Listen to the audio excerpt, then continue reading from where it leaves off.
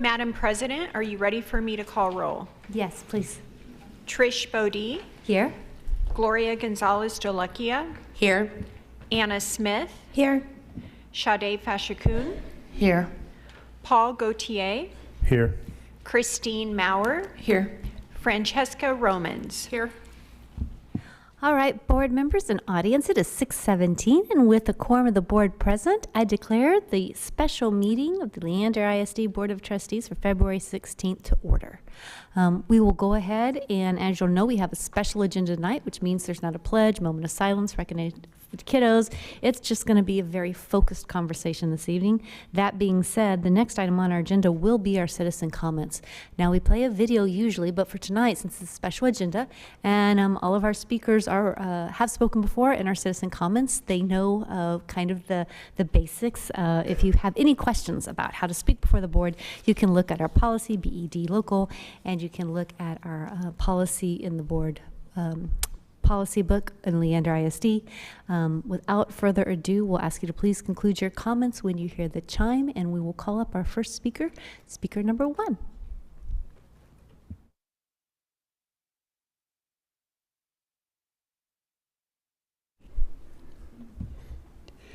I signed up to speak tonight to voice some concerns about the proposed bond. And my subject could be called fiscal or fiduciary responsibility. I want to give a real great brief illustration of what I want to express my concerns.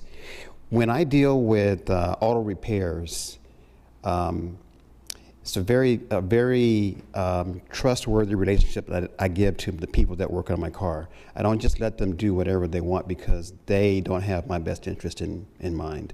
There's a certain level of trust that's built there.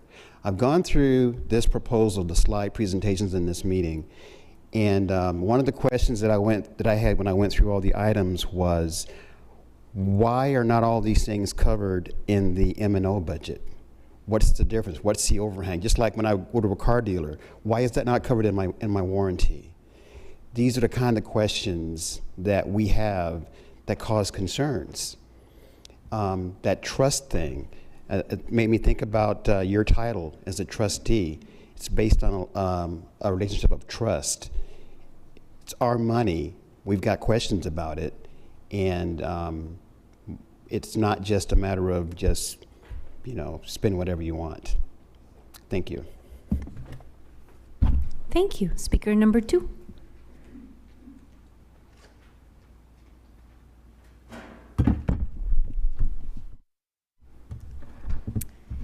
Hi, y'all. I'm here to urge you to call for a bond that will be put before voters in May. As you know, our school district is facing challenges with outdated facilities, overcrowded classrooms, and inadequate resources for student learning, safety, and technology needs. The CFAC did propose a bond, and it's a critical step towards addressing these challenges and ensuring our students have the tools and resources they need to succeed. It will fund the construction of new schools, update older schools, provide athletic areas, so much more without increasing homeowners' taxes. However, we're facing a significant amount of misinformation and opposition from groups who claim the bond is unnecessary, LASD has mismanaged the budget, and bond will only increase taxes. These claims are not based in reality. So I want to just make sure that when those claims are heard, they're ignoring the pressing needs of our students and teachers. I mean, we just heard it, a basic misunderstanding of how bonds work and how school funding works. And I think it's important for us to make sure we're educating our community on all of that.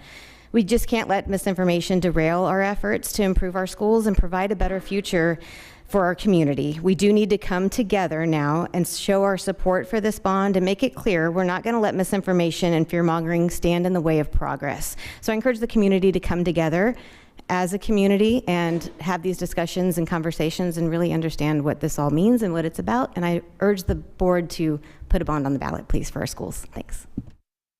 All right, thank you. Speaker number 2. Speaker number 3.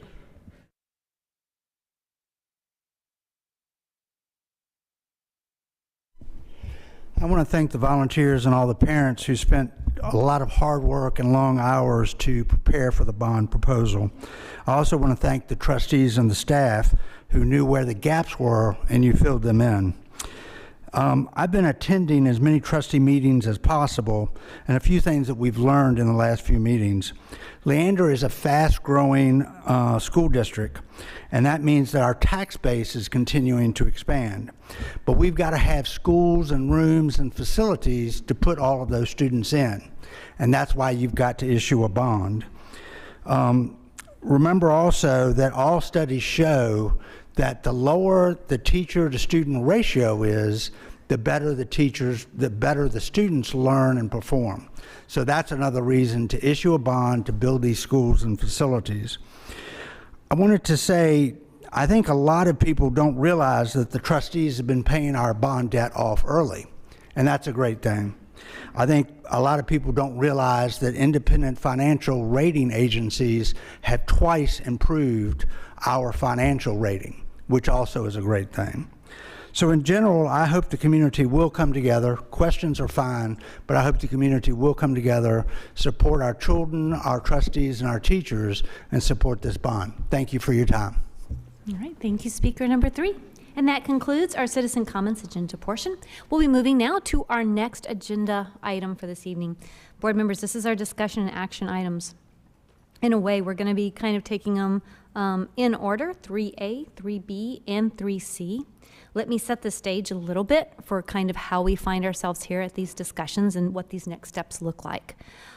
We did, as a board, put a bond on a ballot, went on the November 2021 election, and there were 3 propositions there. Only 1 passed, 2 failed. The board then did some serious discussions. We took a team of 8 time, we took some workshop, we talked about what happened. We said elections have consequences, and as a result, there were several things that as a board we said we were going to address. We started with a long-range planning committee. We looked at the needs in our community. We said we want to review our current assets and resources. We want to look at the trends of enrollments. Our NAR seems to be exploding, but the South has a decline. We wanted to also do it diligently, methodically, and intentionally. So we not only took the demographic report that we had, but we also made sure not to hit go on anything till we had our second demographic report. We also then, once we've had all that information together, part of the discussions were how do we rebalance, and that's the attendance zone discussions that's going on, and that's a function of talking about bonds, but that doesn't address the needs that we still have. That was just a part of the needs. We did a deeper dive into our spending needs. We then, as a district, also focused on our M&O. We said we want our M&O to go to teacher and staff salary, which resulted in our discussion with the community, their passing of our VATRE, and us focusing on staff salaries through raises, through the stipends, through bonuses. And at that time, we also said our major maintenance items were going to be in INS, not M&O. And so we also started talking about our focus on INS as well. We talked about our larger major maintenance items going in INS. We talked about defeasance and how we manage our bond debt well. We talked about reduction of our CAB debt and the goal to continue to reduce the CAB debt. We also talked about debt management tools we need to use. And we also had discussions on bond capacity and the promise that we had with our community that we wanted to put a bond, when we put together a bond, that we weren't going to be raising our INS rates at that time when we had our next bond. I would like to clarify that when I talk about bond rate, our tax rates, we do not set the valuations of the property valuations. That's comptroller. That's a different discussion. As a board, we can only control rates, and that's what we've talked about. So in partnership with our community, we have a 33-cent INS rate that we have a goal to maintain. Given all these moving parts, we now have before us discussions from CFAC. Then we had a board discussion after CFAC recommendations, and we said, what about long range and master plan? Then we took those pieces together.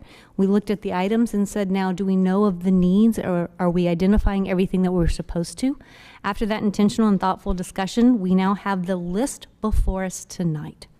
So, without further ado, if you will look on the proposed bond projects overview of recommendations, we will open up and continue opening up and discussing item 3A. And I think Laura Lynn, are you coming up first? So Okay. If I may jump in there, Madam President, Yeah, thank what you did I forget? Thank I you for said that that you were supposed to introduction. tell me if I forgot something. Really appreciate that, and very well done. I just want to point out that this sheet that you have before you is the work that we did as an administrative team based on the conversation that we heard at the last meeting. And so I don't want anybody to think that this is a done deal. This is just what we put together in order to make sure that everything that we talked about last time was on one sheet, that we could reference it easily tonight and work from that. So I want to just echo the thanks that we have to our community for stepping up. They've done a really, really difficult job in a short amount of time to bring these recommendations to the table. And we've already had some robust conversation as a team of 8, and so I really appreciate the work that's gone in so far. One of the other things that came up at last meeting was the concept of schools of choice, and the board we heard asked for some clarity around that, and so that's why we'd like for Dr. Carleen to come up first and just spend a little bit of time talking about where we are with schools of choice. And I think all of this information is already been out there. I don't think we're bringing anything new, but we want to just give you a quick update and reminder of where we are in schools of choice.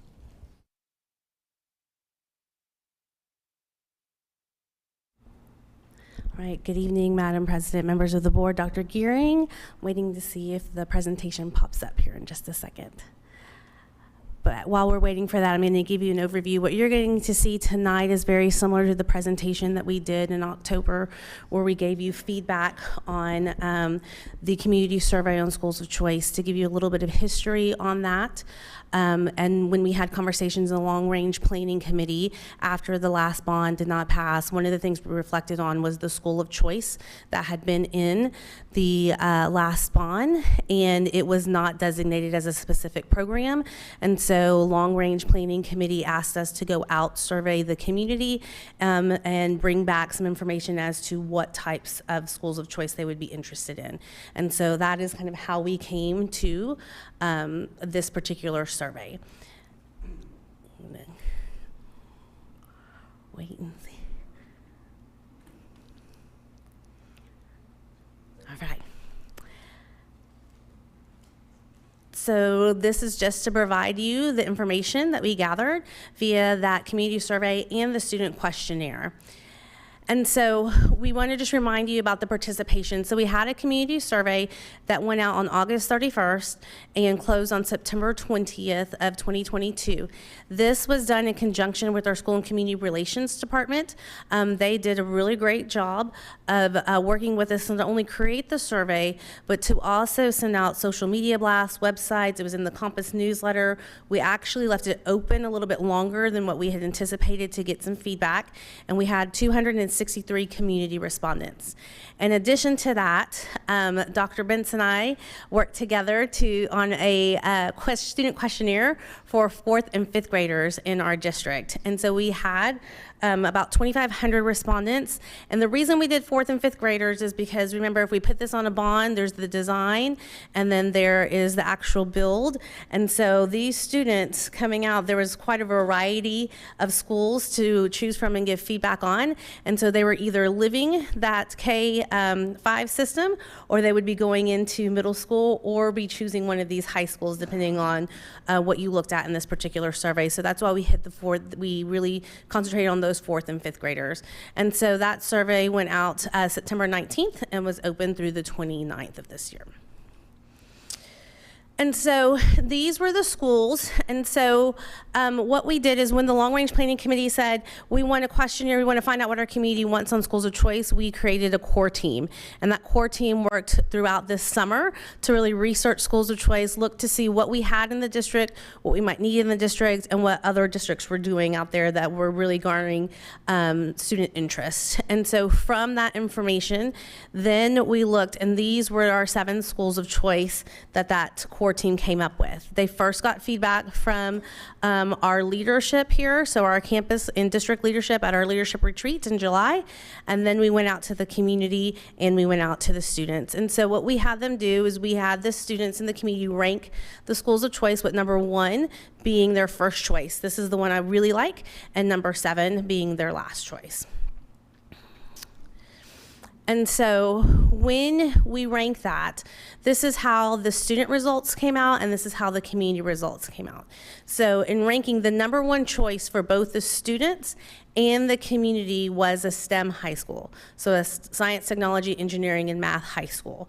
Both community and students said that was their number one. As you can see, when you move down, Fine Arts Academy, that was a K-8 Fine Arts Academy, was number 2 for the students. Health Professions High School was number 2 for the community. And then, and you'll be able to kind of see how the rest of them flushed out. And so you'll see that there's differences in between the rankings from 2 through 7 for the rest of them, but they were pretty solid that both wanted a STEM high school as their number one choice. And then just so you know, when we also sent these out, there were descriptions on a website that our community could go look at and sample schools that they could see. And Dr. Benson and I starred in a video for our 4th and 5th graders where we explained what each one of these schools was or could be. And so they actually had pictures. That was another collaboration with our SCR. They actually had pictures and definitions and me talking about the schools to them as well, because we wanted them to have as much information as they could before making this decision, and then this was the decision from there. And so the Science, Technology, Engineering, Mathematics High School, when we think about that, we're wondering what does that mean? And so it would provide opportunities for students in grades 9 through 12 in areas such as programming, software development, cybersecurity, networking, manufacturing, and engineering.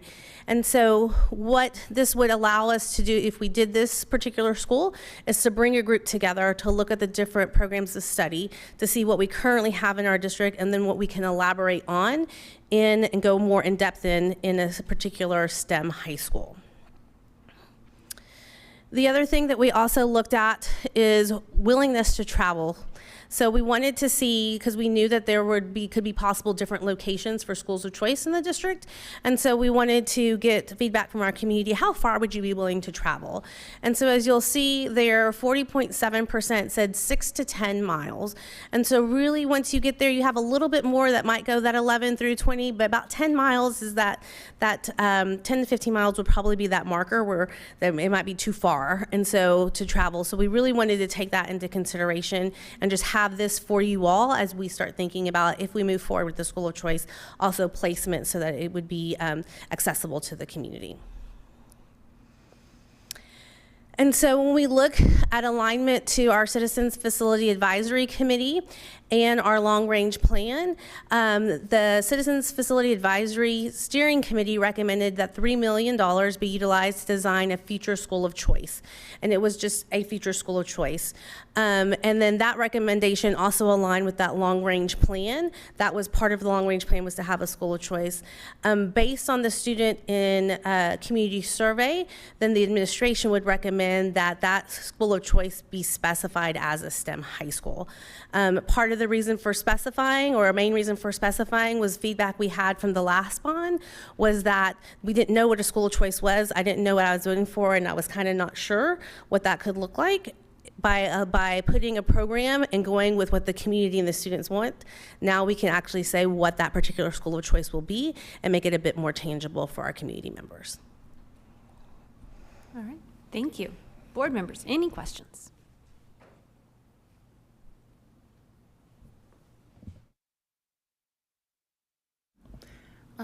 Regarding the design for the school of choice, is it, we're looking at designing of the program. Is it also design of a structure? How far does that design go? Yes, you would want to design, so when you're looking at design, you want to know the programming that you're going to put in there first so that you would be able to design the structure based on that programming. And so depending on what programs you plan to put in there, then that would let you know what type of rooms and facilities you might need for that particular school. Yeah, and in terms of the structure, this is likely to go in a school that exists already that will be repurposed for that matter. So that design is the work that will need to be done to that school to get it to where it can operate as a STEM high school. But when there was discussion about, or talk about looking at what we have existing in terms of our programs in the high schools and look for where the gaps are, do we know, like, for those that have visited STEM high schools, is that a huge gap where we have to carve out a new school, or just? So I wouldn't call them gaps. We have really great STEM programs at our different high schools. And so this isn't to say that we are missing something and that there's a gap in our programming. We have some really good programs. However, sometimes when you're looking at some of these STEM programs, they can be expensive to replicate at multiple schools. And to be able to create some of these pipelines, you might be able to do that better in a school of choice where you can concentrate on it. In addition to that, what's different and what I also get really excited about when I think about these schools of choice is when you're in a larger comprehensive school, I can be part of a great STEM program, right? I can go through one of those STEM clusters. When I'm in a STEM school of choice, what I have an opportunity to do is also my core classes.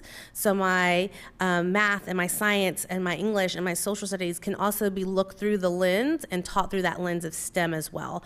And so it really becomes this comprehensive experience for a student who chooses to go there that might be slightly different than an experience a student may get at a comprehensive school. Yeah, and I think the other observation about a school of choice in this case would be the size, right? So you talked about comprehensive high schools. We have our 2,500 students designed for 2,400 students, and so this would be a much smaller school than that. And that's part of the reason that schools of choice are important, because not everybody operates well inside a comprehensive high school. Everything you said just now, I completely agree with that, and I'm excited about that. And I don't know if this is where we have this discussion or if we should wait till later as we're thinking through items. Today at LTASB, different school districts are presenting, about their district. And a district was presenting about their long-range plan and repurposing buildings, and kind of, they're further along than where we are. This kind of happened to them, probably 5-6 years ago. And they were talking about schools of choice, and one thing we all decided was, I was like, does anyone have a better name for it than school of choice? And we all brainstormed, and they were all really dumb. We agreed that those weren't the answers. But one of the things that came up is they were, they passed the bond for some of the schools of choice that they're really, that are new programmatic things that they're repurposing schools for right now. And she talked about in that long-range plan, one of the things they did prior to that was some of their campuses that once they built elementary schools or high schools that they were able to take, some of the pressure off of some of the existing schools. They made a school of choice out of existing programs they had. And for example, they did it with an IB, and they did it with an IB elementary. And she said then they really did a lot of marketing, promotion. This is what a program of choice, this is what a school of choice looks like. And they did it a year before, and then started a waiting list. So when the new school opened and it took a lot of the, students out of that school, then they already had a base coming into that school. And she said, and then they did it with the high school program, this kind of a year later.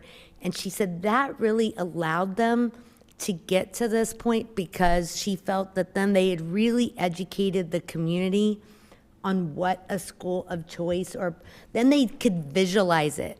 And she said she felt that if they had gone, because I told her kind of what we were talking about and where we were at, and she said I'd be, and so I'm curious what you think about that, because what I heard made a lot of sense to me. She goes, I felt like the community didn't really know what a school of choice does. What does that look like? How does that work? How do we get there?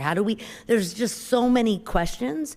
And she said, we felt like we couldn't put that on a bond and get people excited about it with all those unknowns. And she said, but after we did it with an IB, with programs that they knew, then they were like, oh, I know what that is. And oh, how fun it will be how cool to have a STEM school that's everything at that school is tied into that. You know, all the curricular pieces are tied into that program. So I don't know, what is your response to something like that? So I think it's twofold. I think one, we're doing some of that already with our early college high school, right? There's a lot of tours that can happen regularly there. There's getting the word out, and I think some of the schools, some wanting to send their avid kids to go check out the early college high school and actually tour it themselves as well, and then going out and recruiting. And so part of that is marketing what one school of choice could look like, that where you can apply to early college here. So I feel like we're doing part of that already. I think the other step is, should you put a school of choice and name it on this particular bond, what that allows us to do then is to know where we're going to concentrate our efforts. And then it allows us to say, great, now let's go do some tours and visit some of these STEM schools, and let's see what those look like, and be able to bring you, come out there so you can see what those can look like and bring some of that information back. We could do that. You can't do that now, but if you don't have a specific focus, you're looking at a whole bunch of different programming. And so then how do you really start directing that for some of the public? Whereas here, they've already kind of told you what they want. And so now let's go in, let's bring others in who might be interested, and then let's start talking about the programming and doing like what you said, what's for this particular, if you go for a bond, what's on, what CFAC recommended was for the design. And so what that allows us to do is to play it out like what you're talking about. So we can start the design process, we can bring people in and have those conversations about what makes sense and what programs are going to be lasting. So let's talk to our businesses, let's talk to them and have them come in on that program design piece as well. And so you have that, and then it allows you to also start the marketing for that now, before you actually build and before you actually open it. And so that is part of the piece of laying it out with a design first, and not just that direct build. I agree with Dr. Colleen, but I want to make sure I understand the question. So I think what I heard is that instead of calling it a STEM high school, we dip our toe into something we already know and do in the district, like an IB high school. Is that what I'm hearing? I guess it was more a question, and like what I'm thinking through is it the right time to start a new type of program of school of choice? And rather than, I'm not saying let's create a new school or create a new IB program, but if we're going to put it, and this is an example, no one, for example, we build an elementary school and it's in Treviso, and it takes off a lot of students from Mason. Mason has this beautiful IB program, making really, talking about that IB program, making that school a school of choice, and using something that we already have to really start the momentum around a school of choice. Yeah, that makes a lot of sense. Part of what we had to wrestle with, I think, is timing. And so we know we're having some of these schools coming to low capacity in a short amount of time. And so when they get to a certain capacity, we're going to have to make some decisions about if we're going to operate at that capacity and just continue the way we are, or if we're going to rezone some of those schools and allow that school to, then we have to make a choice if we empty a school about what we're going to do with that school. And so a couple of things could happen. We could board it up and let it sit empty. I'm not sure that that's a good idea. We could sell that property. In my opinion, that's not a good idea, because if those neighborhoods regenerate at some point, we may need those schools back.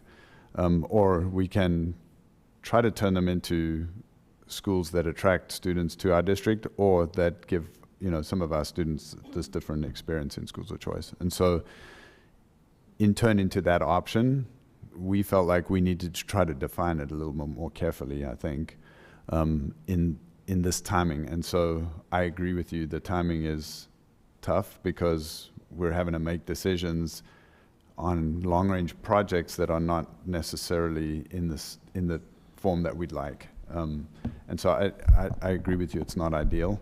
But I'm just trying to give you the thought process of where we landed of, out of all of these options that we have, what's the best thing to do in this particular situation? And so that's what we're wrestling with.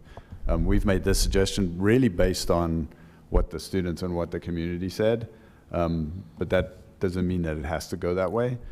Or even if we name it that way, that as we go through the process, that can't shift and change over time, because I think that's possible too as we learn more as we go. You go, for some reason. It says seat 10. I don't have a name Oh, tonight. okay. I'm like, Go seat 10. So bouncing off of Gloria's question, you talk to our community. When they hear schools of choice, they think of Mason and Grandview Hills. Those schools are an IB campus full on out. You don't have an option, right? You go there, you're in an IB, you're immersed in IB, you are an IB.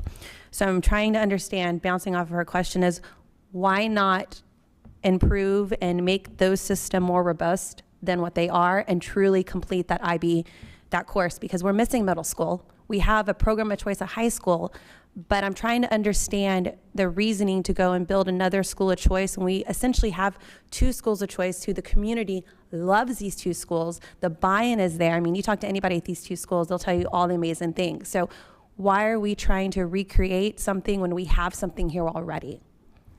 So the couple things on that one. So one, I think this is where you and I have talked about how do we define schools of choice and really come in like what's our policy saying, how are we going to define those for the district?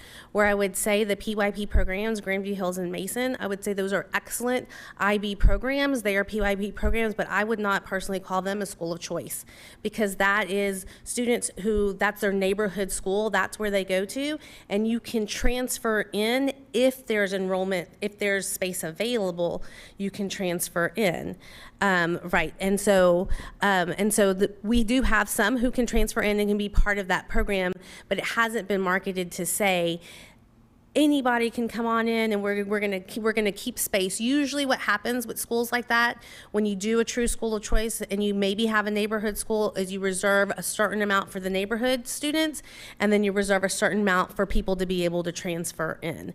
And so that it can really be a choice program for some people to attend and not just based on, do we have space there for my student to attend?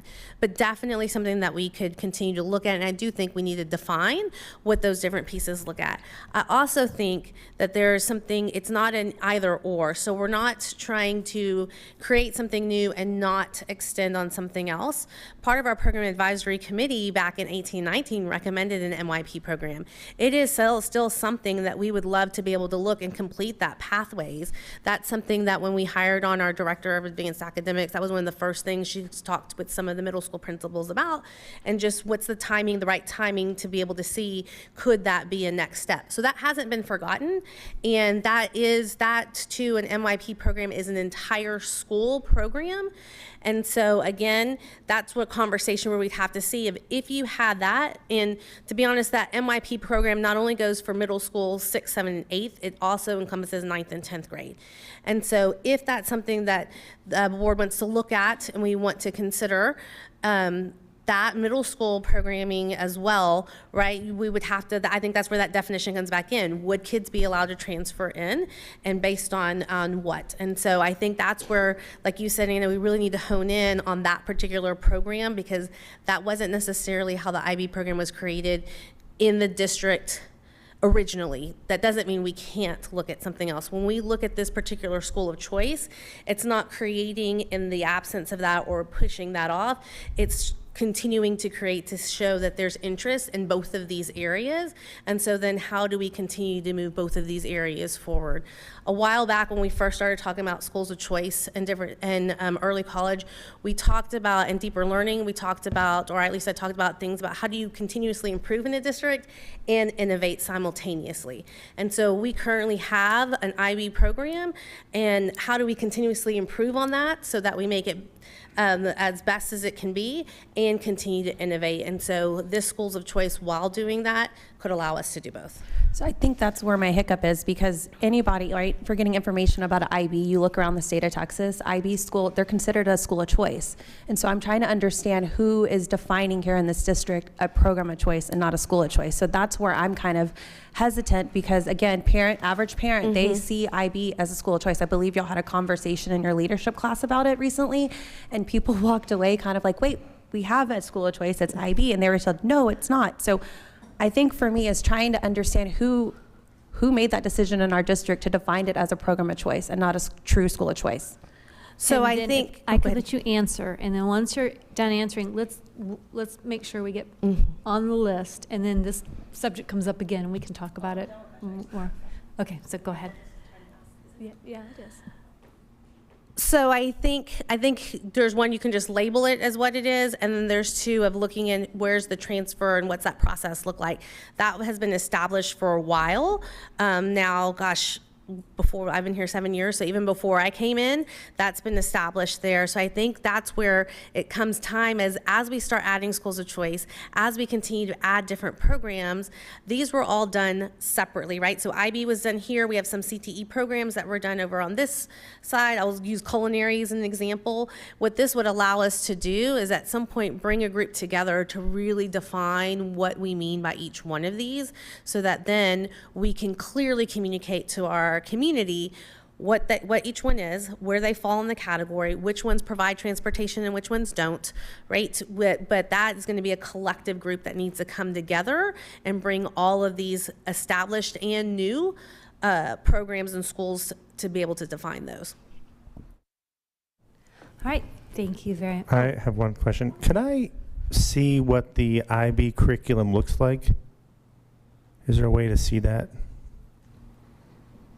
So we would be happy to chat with you, but I would want you to be a little bit more specific. So how about we talk, and then we can see how we can, what you're particularly looking for and which part of the curriculum you're interested in. Okay. Okay? Great. Thank you. Thanks. All right. Tremendous. All right. So my anticipation was item 1 altogether could take anywhere between 1 to 2 hours. This conversation's front loaded. Item B would take about half that. And then item C would take even less than that. So we've already gotten about 40 minutes in. So we're doing great on our time so far. But let's go ahead and have Miss Laura Lynn Attenberry get up here. Doctor. Come on down. And I don't know if I'm dating myself by saying that. I don't know if anybody remembers Price is Right anymore or not. So the plan, trustees, is we're going to go ahead and look at the items when you pull up that agenda item that we talked about, the one that was updated on the 14th. You look at the items in the administrative estimated cost. Those are items where the board, or we had some sort of discussion, or we were given some sort of memo. It's items that rose to a board level. There are other items on this list, and so if you have a question, we'll first talk about the items that are in the administrative estimated cost, and then before I leave that tier, I'll see if you have any question about the tier items, and then we'll move on to the next tier. So we're going to start with high school. We're going to start with the first tier. You'll see the subcommittee estimate costs. Those are what was recommended to the steering committee. And then if you see a steering committee number, that means the steering committee looked at it and brought it forward to us. And then administrative lets us know that there was another last stop, either where the administrator made some suggestions, which we got in our notes, or we talked about it at the board. So on tier 1, we're going to start off kind of slow, but then we'll pick up pace, I promise. On tier 1, you'll see the items there. I'm not going to read them all as we continue to go down, but just to start so we're all on the same page, Tier 1 has LHS roof repairs, CPSH roof repairs, Section AA, VRS Vista Ridge Boulevard Park Street intersection improvements, LHS band practice, CPHS modernization, VRHS modernization, District NHS attendance window, and District 18 plus building. Now, when I say we're going to talk about the administrative costs, there are 2 items in that tier 1 that's removed. So we're first going to look at all the ones that are being recommended to consider in the package that has not been removed. And as we go into these discussions, before we begin, although we started technically, if I can direct your attention, because the trustee said we should make sure I point this out, we have our core beliefs at our table, we have our vision and mission, and we have our graduate profile. So those are to keep in mind as we're talking about what are the items that are going into this bond, how are we fulfilling our core beliefs as a board, and our vision and mission. All right, so we'll start with the first group of items, and Laura Lynn, you have a section to move them over. Board members, are there any questions about the items that are being moved over right now in Tier 1? The green, yep. And then 18 plus building, we'll talk about that a little more when we get into repurpose. Is that correct? No, it's not repurpose. It's in building. It's on building. Science materials. That's right. Yep. Then no questions. All right. So then the items that have been removed, any questions about those? Okay. So then all those items would go into our package. You have that? All right. Now we're moving on to the Tier 2, which is the yellow. And we're going to take up the first item. Are there any questions about HS12, district turf, baseball, and softball? Okay. HS13, Don 2, PAC, modernization. Can I ask what, for both PAC, what the modernizations include, please? That will include the lighting upgrades, sound system, seats, carpet, lights, air conditioning, all of our normal modernization, plus taking care of the lights and the sounds. Does that include like paint, carpet, Yes. Curtains, all of those kinds of things as well? Correct. And did you say HVAC as well? Yes, ma'am. Okay, and can you remind us about the age of what we have there right now? Don 2 was, I believe, opened in '99, and Cedar Park, the South Pack, opened in '02, I believe. So 21 years at South and 24 years at the Don 2. And would those follow the same schedule of 20 years that we use on all our other facilities? Yes. Okay. If there are no questions, I'm going to keep going. Really quickly, so the ones where there's an administrative estimated cost, those are the only ones we're talking about tonight, correct? If you see something else on the list, Okay. you point it out. But yeah, you point them out now, but by tiers, right? So the first thing I'm starting with, the first thing we're starting with right now is we're going to talk about all the one administrative cost, and then before we leave that tier, then if there's any other items, we're going to talk about that. So are there any items in the administrative estimated costs that y'all think have a question because it's getting ready to be moved over to the bond package? Well, hold on, hold on. No, just 3. Just, Sorry.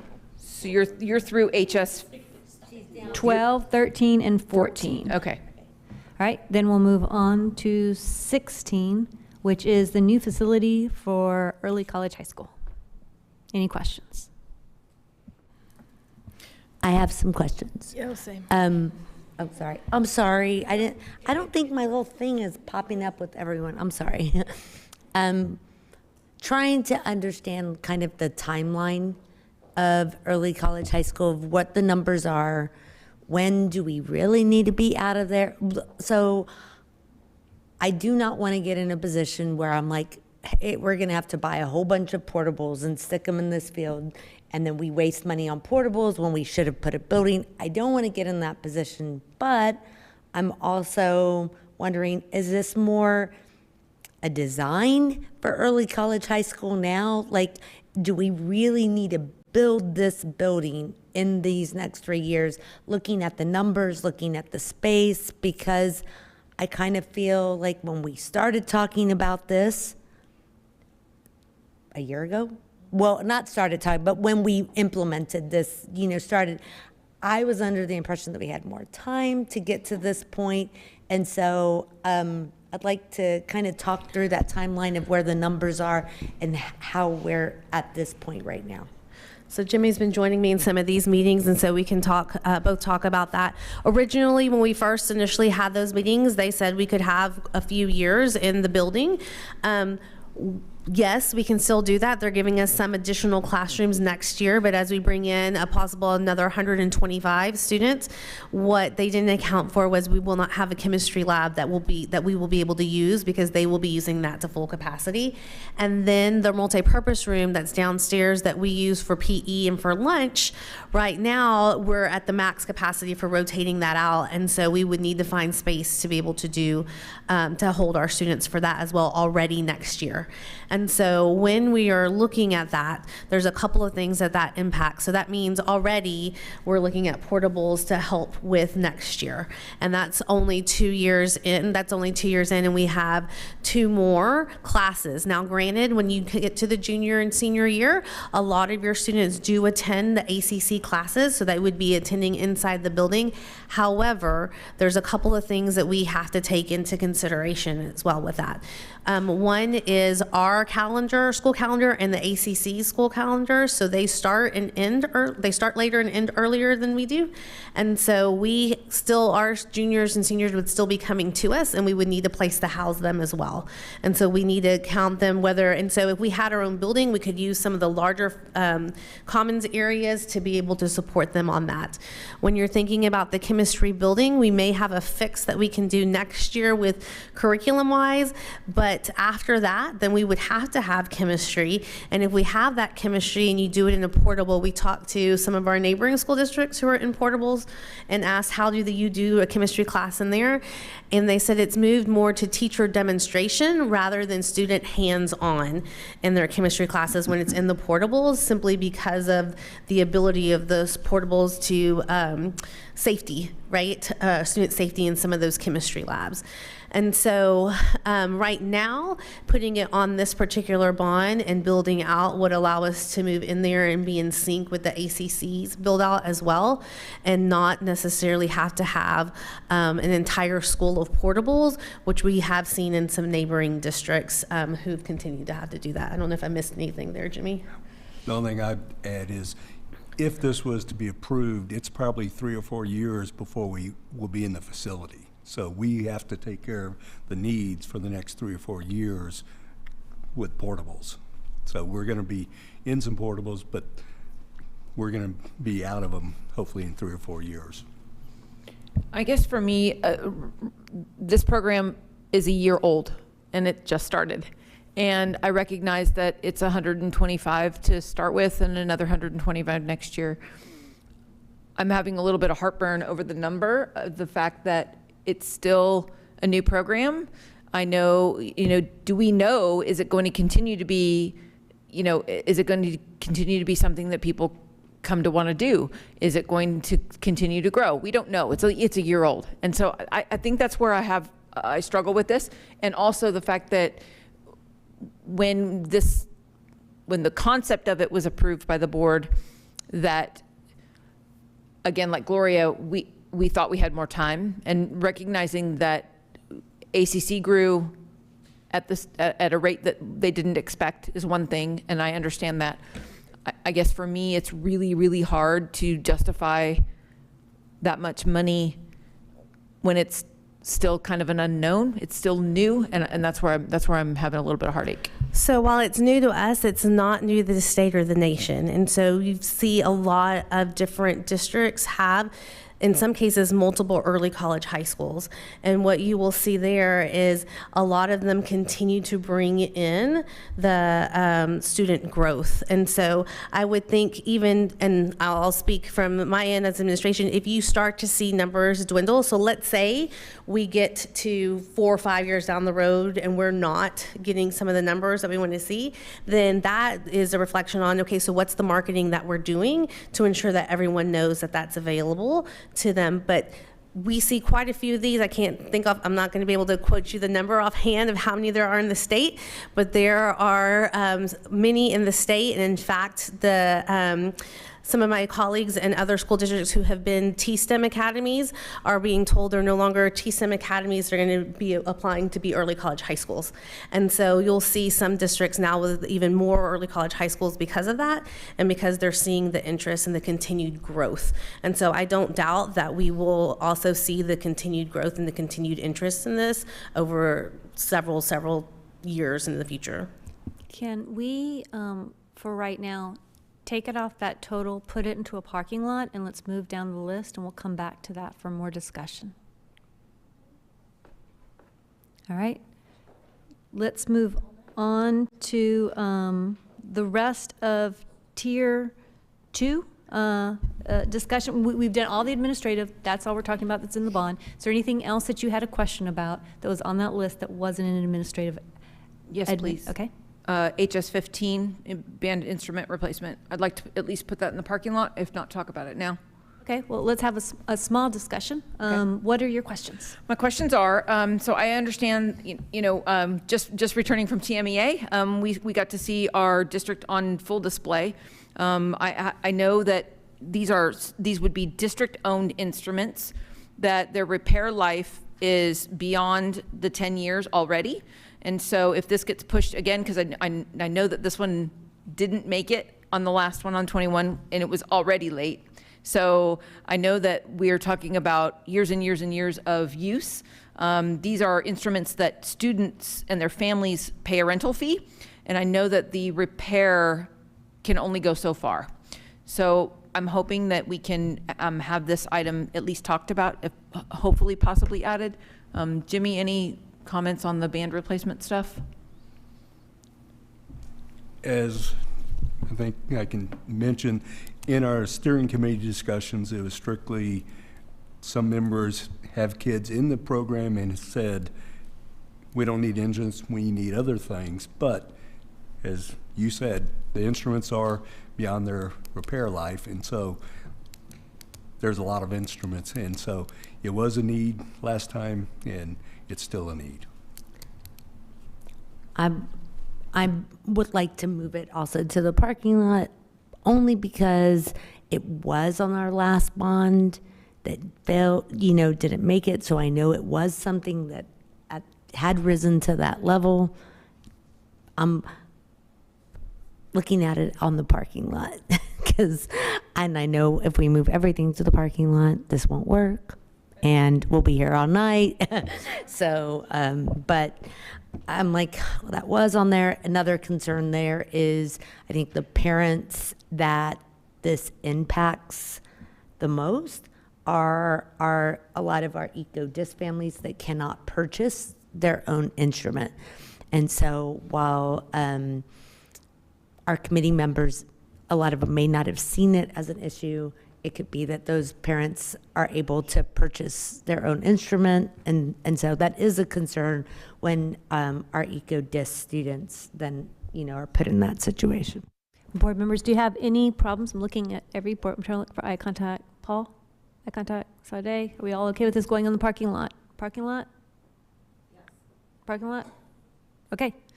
We'll move that to parking lot. Madam President, for procedural question, can I highlight this bright yellow so that everyone Yes. at home is also aware of what we've put in the parking lot? That would be a great thank idea. you. So people can follow along. All right, so that moves us into the bottom items. These are coming from the long-range plan and from our master plan.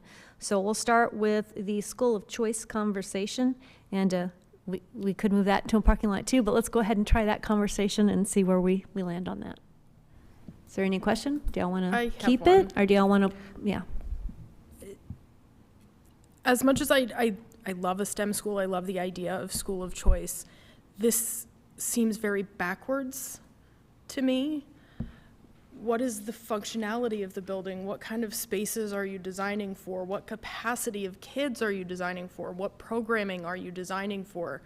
We're asking the community to approve a design with very, very little information. And as I was listening, you come up with the programming to do the design of the building. So why not pause on doing the STEM school right now, so that way we can come up with the programming, come up with the functionality, and then when the next bond comes, because I understand that's what, 3 or 4 years at this point, then put it on, because then you have a robust program to present to the community and say, this is what we're doing, this is what we need, as opposed to, here's what we think it might be later. Yeah, so just to be clear, in my experience, when we say design, it's not just the design of the facility. The architects are there to walk us through that entire process, right, from start to finish. They will be the ones who bring the community together to say, okay, so what does this look like? What is the programming that we want to do? What do we want to achieve with this building in the end? And then they'll start to lay all that out, so that they can get to the point where they say, okay, so if this is what you want this to look like, this is what you want learning to look like at the end in this space, then here's what we have to do to get the design going. But that $3 million allows us to do that work. And so it really is necessary to do it ahead of time, so that by the time we get to the next bond, we can put the construction piece in there and get started immediately, because those schools are going to come available in that time frame. And so we're just trying to lay everything out so that it works smoothly over the time period. But that's exactly what you're describing, is exactly the work that would happen inside this design process. Dr. Gehring, is there something the board needs to be made aware of, or am I incorrect in thinking, as I'm looking at the timeline, that it's also possible it could be in the 26? It would throw us off, but it could be in the 26 bond. So the only caveat I have to that is what I talked about earlier with the repurposing of our facilities, is the timing of, do we continue to operate facilities at low capacity while we wait for that to happen and get ready? That would be the only thing. But yes, is it possible? Absolutely. It's just we're trying to get an ideal timing out there. One thing that helps me wrap my head around this one a little bit better is, remember, we're putting it on the bond. Doesn't mean we're going to sell that immediately and start that design, right? So I'm like, okay, so the bond passes, we really dig into that and allows our team to go and study that, get all the pieces for that, and then design that. So, but I'm still like, but could we put it on 26? So I'm iffy there, but I'm also I have to remind myself, even if when the bond passes, it doesn't mean that we're going to sell that, and sell that bond the next day and be like, here's the design. It means we're going to have conversations with community. We're going to do research on different, STEM programs across the state, and allow us to get to that place. And so that maybe we're then designing that in a year and a half, in 2 years. So then we, so there's that piece, which would get us a little further down the road, so that those underutilized campuses, once that design's ready, we have a design, we're ready to go. Do we get to keep the design? Yes. I mean, the official will have the design, but the architect owns the official drawings. So we're asking them to draw it, but we don't actually get to own it? None of architects actually give you title to their drawings from a liability standpoint. They will retain it. They don't use it. They can't use it for someone else. It's just ours, but we get the drawings and are able to. So to clarify, if we weren't to build a building like right now, and we wanted to build it in 5 years' time, we could still use that same design. Yes. It's our design. Yeah. Is that what you're asking? Yeah, that we can use it replicable times. We can use it. We Yes, own it absolutely. to use. Okay. Yes. Yeah. I guess for me is this isn't an average bond, right? 2021 was kind of a lesson to us. This is not average time. So I'm trying to figure out how am I going to go sell a school of choice design only to the community when I don't really have anything in our district right now to compare it to. And when you watch the January 3rd meeting with the steering committee members, they were pretty adamant about we need more information. We're not sure what this is. And so that's where my child went to a school of choice in Evanston. I know the benefits of them. My kids would thrive in this, but as a parent and a taxpayer, and a trustee, I'm not sure how I'm gonna go to our community and be like, trust me on this. This is different this time. This is what we're gonna do. I wanna sit on the parking lot because I need some more conversation. Well, do I have another trustee? Are we okay with parking lot? Any trustees okay? Yes? Paul, are you okay? Yeah, okay. So we're going to move this to the parking lot for now. I have to say, I echo some of the concerns, and I get it. We did a survey with STEM, but then there's just part of me like, but what, at this point, what if our community wanted something else? And so I'm thinking about that in my head too, of like, do we, because I think the comment was made is if we say STEM high school, then this tells the district where to concentrate their efforts. But if we're talking about school of choice, like, could we think outside the box? So yeah, parking lot, and we'll come back to that one then. And we'll move on to high school number 7, design only partial. We okay with that moving over? Can you explain what partial is, please? Because I've already got questions about that. We wanted to clarify, we reduced, when you do a design, you have through construction documents, so you're ready to bid it. And then once construction starts, you have another set of fees.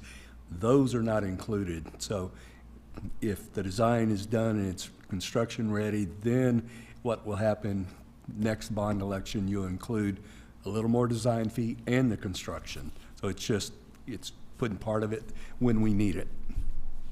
That's great. All right, then that moves over. And then we also look at the LHS Phase 1 and design of master plan. Are there any questions about that, board member? I just want to clarify, I know we said it before, but when we talk about some of the changes that we've done in here, like the LHS roof repairs or any of the other updates we're doing, we're not duplicating efforts, that this master plan is additional. Okay. Correct. All right. All right, then we'll move on. We're getting ready to close out this section. We'll come back to parking lot once we've completed all of our sections, and we'll go into the middle school. And so in this one, we have middle school project 11. No, sorry, eyes, I blinked wrong. 01 and 02. I know, I can't see. I know. I'm gonna upsize this for women who need glasses. Okay. MS01 RBMS modernization, and then CRMS heat recovery unit. And then the next item would be the RBMS turf competition field. And those would be all the 3 that move over for Tier 1. Any questions, board members? Okay. And then an item has been removed. Any question, board members?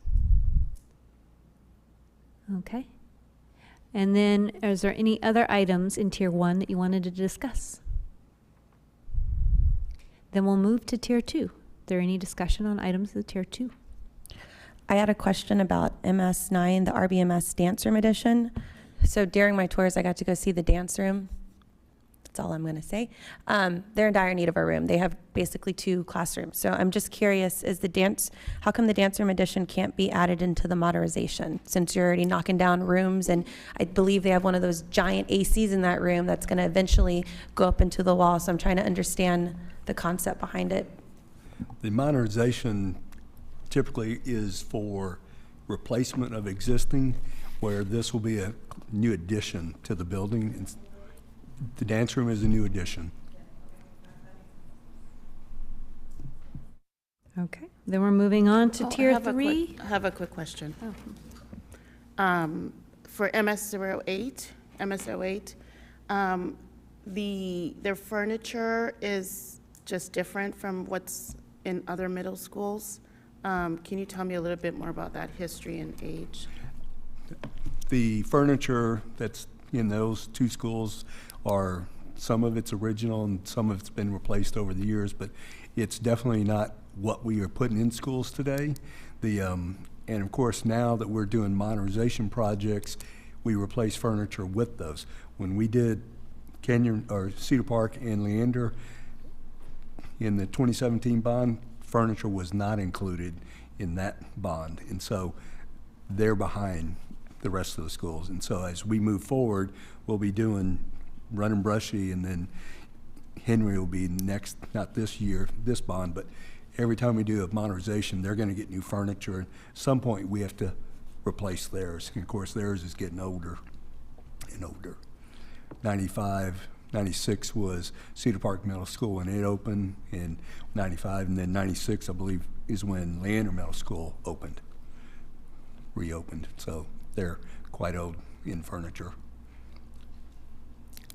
So if other schools are different, then I'm just wondering why this isn't of more importance then. It's just, when the subcommittees saw it, the principals definitely very much recommended it and want it because their campuses are at disadvantage to the newer schools. They have more flexible furniture. They have the old style combo desk and other type of desks that are not real good with flexibility in spaces. It needs to be done, this one or next one for sure. Okay. We'll see. All right, and we skipped a page, and so I forgot to go do all the administrative estimated cost first. So I'll go on. I'm going to skip tier 3 for just a bit. I'll come back to it and ask you about the items that were added at the bottom. CRMS modernization update, that was removed. Dr. Garrett, can you give us just because we had a note, but can you tie in together this and the turf and kind of next steps for CRMS? Yes, and so again, this was a difficult conversation for us because we know that in the South, as we decline in student population, we're going to have a middle school come available for repurpose at some point. We know on the long-range plan what year that is in the future. We don't know, of course, which one exactly it will be. That will have to be a decision that gets made as we go. But as I looked at this work of putting turf on this field at one of those 2 middle schools and then doing, let's talk about the heat recovery units for a second. That is an urgent need that has to be done because if it breaks, it's going to cost us a lot more. And second, it's work that regardless of how we repurpose that building, we have to have that work done anyway. So we would not redo it again later. But the turf and then the modernization is something that if we repurpose that building, we may end up doing work that we would then go and redo or undo in order to do the repurpose. And so it just didn't quite sit right with me to do that right now. I think we could pause. Remember, the modernization here is just a design to get ready for that modernization in the next bond. And so it seemed that it was a good idea for us to pause on Canyon Ridge Middle School for right now on these 2 projects so that we could give ourselves a little bit more time. I think it also helps us to have a clean canvas to work with the community on down there because we're not doing any work on 4 Points Middle School right now. If we don't do any work on that, it gives us a clean canvas to really talk with the community about how do we want to do this as we get to that point of repurpose and which school is going to work the best, and then what are we going to do with that building in this community and how do we make that work best. And so I think this opens up more flexibility and option for us as we go forward, whereas if we go ahead and do some of this work, I fear we wouldn't be being good stewards of taxpayer dollars in that sense. So Thank you. All right. So then the item moving over would be HMS modernization update, design only. And then MS10, design only partial. We've already discussed what design only partial was earlier, so that cross applies here. Any questions about moving those 2 projects over? All right, and then we'll close out the middle school discussion to see if there's anything else in tier 3 that there were questions about. All right, we'll move to elementary school. Elementary school, ES01, Baghdad modernization. That would move over. Nomin modernization has been removed. Dr. Gehring, that seems like a similar discussion, but can you go ahead and just tell us about that item being removed? Yes, it is a very similar conversation. But again, just in this case, we're removing an entire modernization of Nomin specifically. That doesn't mean that Nomin is going to be one that gets repurposed. It just means it gives us flexibility as we go forward to talk about what to do. What you'll notice in this item is that we've removed the modernization of Nomin for 21,259,009, but we increased the cost of the item that says Leo Campus New Hope High School relocation. It's a repurpose, but it also is going to be a modernization. So we took 13 million out of that 21 and moved it over to this project line. So instead of 37, we moved it up to 50. So that, again, we can do the modernization and the repurpose at the same time instead of, undoing work that we've already done in a modernization. It doesn't tie us to any particular campus because we have enough flexibility in that time frame to make that decision with the community still about which of these campuses are going to get repurposed and which ones are going to remain neighborhood schools and get rezoned. So ask me questions if that was not clear. Seeing head nods, that's good. Okay, so then ES 31 for ES 03 is the item moving over, and then ES 04, the ES 30 roads is another item moving over. Any board question on those? Can we, just on ES 31, just revisiting, for clarification purposes, location and timing of that one?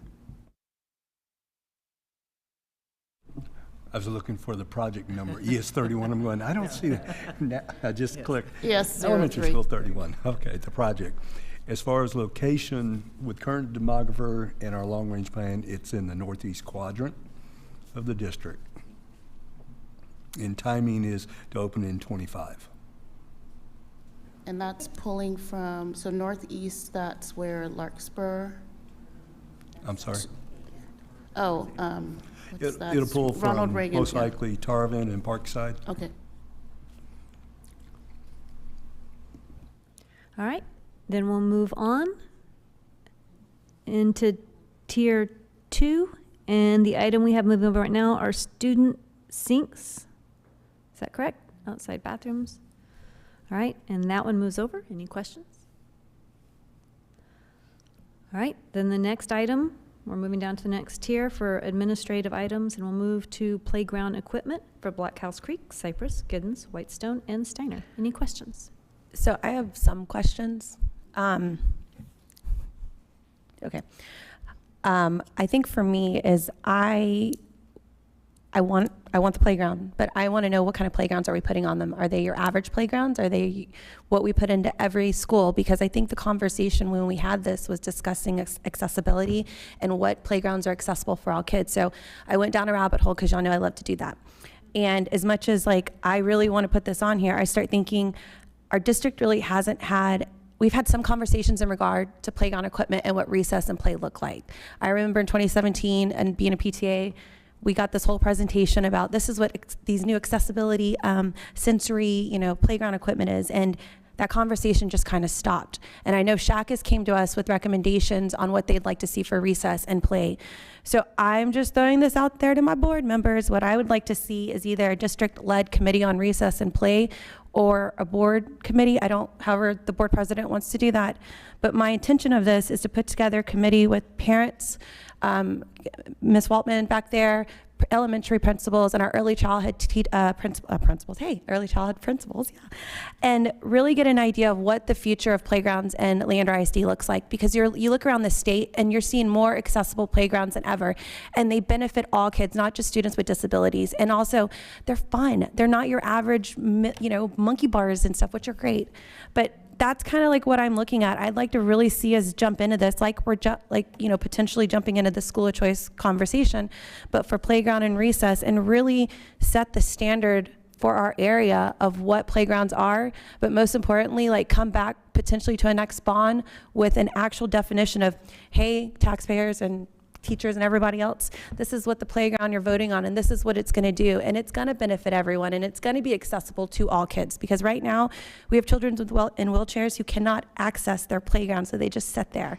And so I'm just throwing that out there. I mean, I love playgrounds. I've got 2 kids in elementary, but I want to do this right. Anna, what I love about that is that we've heard, and the board who's been here and heard one SHAC representation, you know that we've heard conversations about what do our recesses need to look like. But it hasn't just been in that conversation that we've heard about what do our recesses look like. We've had other conversations in CFAX before where there was a discussion of gaga ball pits and playground equipment. And I think, and then we talk about different things that students are doing during their recess time, and do they have recess time? So I think the idea of a study and kind of getting community together to really talk about how we intentionally include and what we're doing in our recess could be quite powerful to put on the list. If I'm hearing you correctly, then the request is, let's see if we can do some type of committee study to really kind of go into this further, but pull off playground equipment for now. Yes. Okay. I'm supportive of that. What's your thought on the shade structure? I feel like that's something we would need anyway. No, we keep those. Okay. Okay. So I'm seeing a yes on shade structures. Well, I'm not there yet, but I'm seeing this doesn't impact that. We'll get there in just a second. But for playground equipment, are we okay with taking that off of this bond item?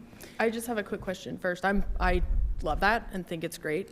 But is the equipment okay? Is it safe to be left there until the next bond? And if there are repairs that need to be made in order to make it that way, are we equipped to do that outside of this?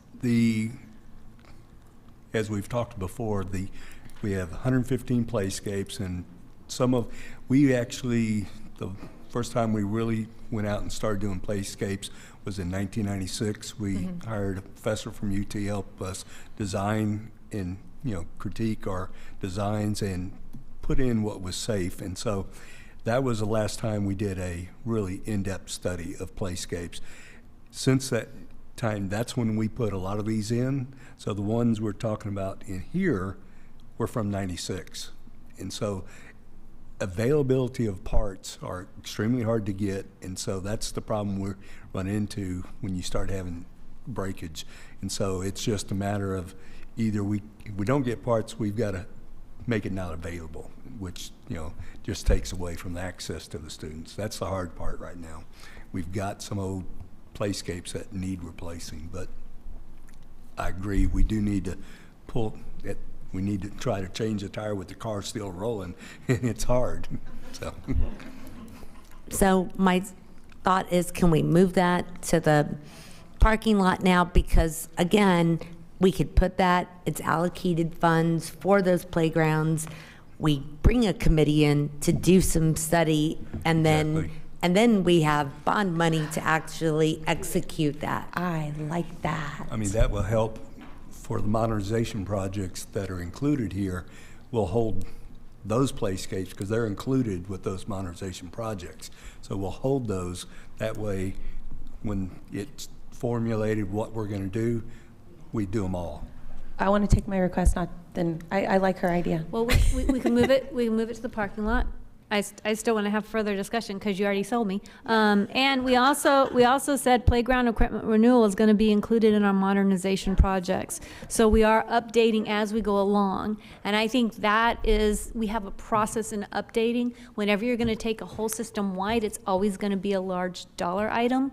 And so I'm still iffy, but we will put it in the parking lot and have more discussion. So don't remove that, move it instead to the parking lot. So I'll just observe that 665 that's in there for each playground is a very specific number based on a very specific specification. So depending on we just had to think about that carefully. Okay, so we're taking it back off? And this 665 is also in those modernization projects as that number for that specification. So I just caution us to think carefully through this one if you make those changes. I don't want to get caught later on by saying we decided to do this, but we only budgeted that. Yeah.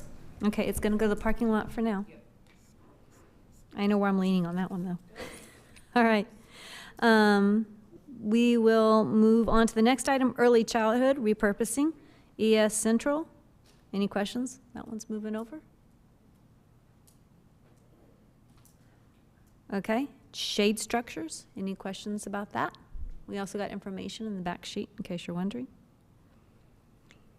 ES 32. That's the Treviso area. Any questions about that one? Sorry, shade structures, what's the difference in the pricing, the 2.6 versus the 3.1? What the increase is the 2.6 was shade structures for all campuses that did not have shade structures, and to a maximum of 2 per campus. Then the additional 500,000 was the fabric for existing shade structures that are already in place. This is the replacement for those when they become due. That's what we had we were doing in the 21 bond, same thing. We're just repeating it. Because the PTAs have invested a ton of money to put shade structures up, and so we wanted to make sure we could repair them when they do need fabrics. Wind tears them up, it happens, and so we want to be able to replace them when they become due. So just for clarification, the schools with the shade structures already, the district will be taking over the maintenance for that? Correct. Okay. It becomes a district standard. Perfect. New schools will get them automatically. Yeah, and this gets us to full equity then, and everybody Yes. gets essentially a new shade structure. Yep. What about the playgrounds that are shaded by trees? I mean, I know we still need to do the UV rays and stuff like that. There are some that, because of the tree coverage, you won't be able to put them in there. I mean, we had an ice storm, those branches would have destroyed every shade structure. So we want to make sure that they're going to be in a safe position to have them.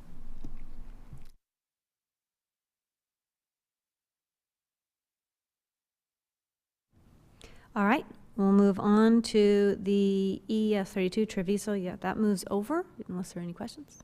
Then we'll move to the next item. Dr. Garing, will you kind of, since this is a larger ticket item, and we discussed this earlier, but would you explain when it says Leo Campus NHSS repurpose modernization ES Central, what all is included in that? Yeah, so this is one of those central elementary schools that will has low capacity that will become available for repurpose. And the idea here is to repurpose that for a combination of Leo and New Hope High School together. The reason that we would need a new place for Leo is we're proposing to use Leo as an early childhood center, to repurpose this building as an early childhood center. It works really well because it's single story, and its location is right in the north. And so, but then we have to do something with Leo campus, so this would go into one of these elementary schools. Again, I explained the modernization and repurpose together because we took that Norman piece off. But don't we have single-story elementary school that is low utilization right now? I don't want to mention any names and scare people. To use instead of, I mean, for the early childhood center, I'm sorry. We do, but Yeah. we have more than one that will be turning into early childhood centers, so we will be utilizing more than one elementary school. Correct. Am I saying that correctly? Okay, I see central. Okay, central and north. Okay. And north, yes, ma'am. Yep. Eventually there'll be 3, yeah, so later in a future bond, we'll have a third one that comes. All right, so then that would take the Leo campus NHSS relocation, repurpose modernization of ES Central and move it over into the package. We have early childhood center, repurpose Leo campus north. That would move it over into the package. And then professional learning center, repurpose ES in the south. Can y'all explain what that one is? With the long-range plan, as we look forward, we know we have elementary school in the south that will become available. We'll have enough capacity to be able to repurpose one. We don't know which one yet, but this is, once it does become available, putting it to use for professional learning. So right now we have this facility that we're in, which we often use for professional learning. And so this gives us another location. It's also more accessible for our employees who work in the South. And just kind of when we think about the empowered staff that we have and really taking care of them, it gives us another place where we can offer professional learning for our staff. All right. All right, so then we'll wrap up elementary school. Or any of the tiers, the items we haven't discussed, do you want to discuss anything in there? All right, we'll move to security. On the security items, there, you can look at the numbers. I'm just gonna go, yeah. Everything for administrative cost is moving over unless there's any questions. These are items that are being requested and these are upgrades. Security cameras, can you confirm what these cameras are when we say security cameras in SC12? The cameras they're talking about getting are not artificial intelligent cameras. The they do have some mechanics to them, but they're not AI cameras, as was mentioned. They it's replacing existing cameras as well as adding a good number to every school to get them good coverage, and there'll be, of course, the server replacement as well. And we anticipate TEA to have some grants. We're hoping maybe the legislature has some funding, but we don't know what the number is. Exactly. And this is just the items that came forward with bond request. When I sat on the security committee meeting with Sade, we realized there were a great number of other items that we have that we want to get at some point as well. So this funding doesn't get every single thing on the wish list. This is the immediate needs that we've identified. Correct. And of course, if state does allow grants or give us additional dollars, this money won't be sold immediately, and so it can be repurposed into other security items that you'll want. So that's a good thing. And we have other needs. Yeah, and just a reminder that we have already got 2 grants from TEA that we're already working on. And so there's some other items that are not on this list that are already in process that are TEA mandated. And we continue to work closely to make sure that we get all that done. And if I remember correctly, their grant didn't get half of what we needed. We had to do some cost matching on there. Yes, ma'am. Okay. All right. Then those items move over. If there are no questions, I'm going to leave security and move on to information technology. Information technology, you'll notice all the items in Tier 1 are moving over. And then we have a couple items in Tier 2. Are there any questions about those items moving over? I'm just seeing the one in Tier 2, the second grade Chromebooks. Oh, it's my eyes. It's okay. One. No, it's just 07 is the last one that moved over. Was there a reason that the tablets for K and First were taken off? Jason. Phone a friend. And I really think, only have to whisper his voice. I think what we're seeing is it didn't come from the steering committee, so. Given the fact that I know that our kinders and firsts, their first go around with school was behind a camera and Zoom and things like that, and we know that technology is moving faster than we can keep up. Was there a reason that one didn't get slid over?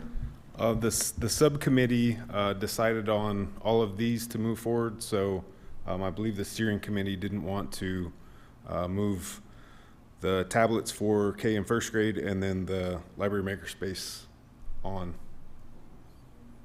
Yeah, the discussion, they had a little discussion, their process was, were there any Tier 2 items that anybody had interest to discuss in the parking lot? And nobody brought it over, and that's why it didn't move forward. Are the library makerspace equipment, that's for elementary, high school, middle school? That is for all the schools. So every single school, okay. Yes. And that equipment is, I'm assuming, is whatever they need to make a makerspace? Like, is it internet? What is that? Yeah, like 3D printers and those types of things that are in the library so all students can access them rather than specifically for CTE classes only. Can we do a parking lot, guys? Because On which one? the library makerspace equipment, because if you go into our elementaries right now, y'all, that is all makerspace everywhere. And you even see it at the middle school too now, and high school. All right, we'll move library makerspace over to the parking lot. We just want to make sure we don't get this one too large. But I think these are good discussions. These are discussions we need to have. So that one moves over, and we'll move on to ancillary. Is there any discussion in ancillary? Well, let me do this. I'm assuming the conversations will go quicker, but I need to take the time to make sure I point them out. Ancillary tier 1 items, you'll see that the professional learning center was combined on AN 12 with the repurpose, so that's why it doesn't carry over. Items AN, yeah, it starts with AN02, AN03 moves over. AN04 was removed, and you'll have a note in your book about why that was removed. AN05 moves over, AN06 moves over, 7, 8, 9, 10, and 11 moves over. Remember 11 on the 18.3, those were the buses that we realized we got a transportation center, but we needed the buses for our transportation center.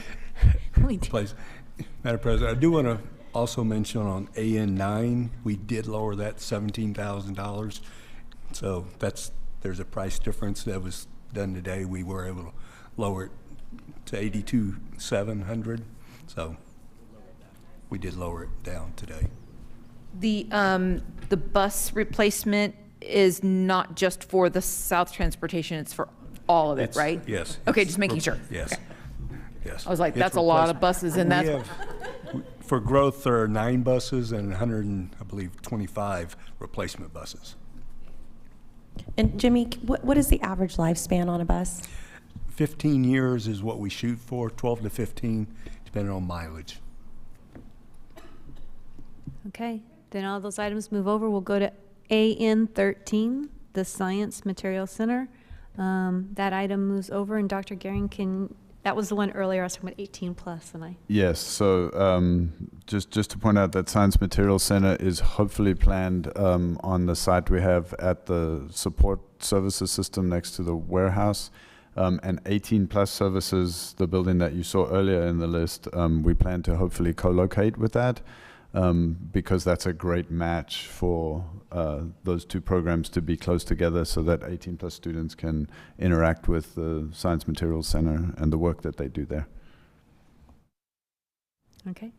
Then board members, the rest of the items, AN17 is the transportation bus cameras for the entire school transportation fleet. And I did ask a question about that. Can y'all just elaborate? Are we putting them on all the buses, or are we just doing them for the new ones? No, this is all 200, 300 plus buses that we have. It's replacing the ones we have are outdated technology-wise and are breaking and having lots of issues, and so they want to get them all replaced, and because they're very valuable and would protecting drivers, students, anybody on those buses, so we don't want to have them not working. All right, so then that item would move over. And what's the age of the ones that are on there right now? The age? I know some of them are probably close to 7 years old. When I first was over transportation, I think it was in 15, we were putting a lot of new cameras in at that point, and so they take a beating on the buses, just the bouncing, and technology's outdated. There are a lot better cameras that have better resolution, help identify things. All right, so we are at right now 749. Is that correct? Does that mean the items in the parking lot have not yet been added? So as we talk about the parking lot items, that would add to the total? Yes, ma'am. As you removed them to parking, I zeroed them out so that you could see a current total. And if you want to add any parking lot items back in, the cost would increase. Okay, So we will go back up from the bottom and start with library makerspace equipment. Do we have a breakdown of how this would be for A, B, and C? Is that how it would have to be done because of the state law and how it's written? Correct. I'm running the proposition totals, and she has just the category totals. Okay, perfect, thank you. Yep. If we have, the only thing that I think is on Prop C right now would be the PACs. Is that correct? The modernization of the PACs. Those are the only two items, fine arts? No. Oh, no. because what goes in there? Prop B will be your technology. No, C. A C will be, yes, the only thing you have right now, the PAC modernizations. The band instruments wouldn't go in there? No. They'd go in Prop A. Why? They're not part of a build, I mean, why would they go in A? We had that conversation today with the bond attorney. I actually asked her about band instruments, and she said they would be actually it's part of outfitting the building.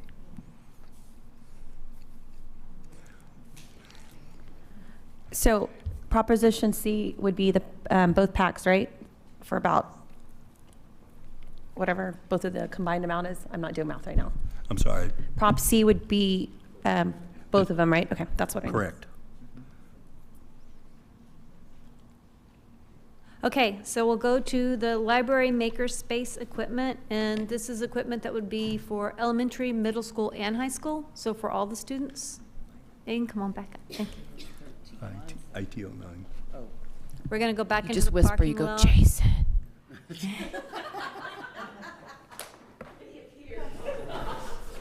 Yes, I just texted Carrie, and she said it is for all levels, elementary, middle school, and high school for the library makerspaces.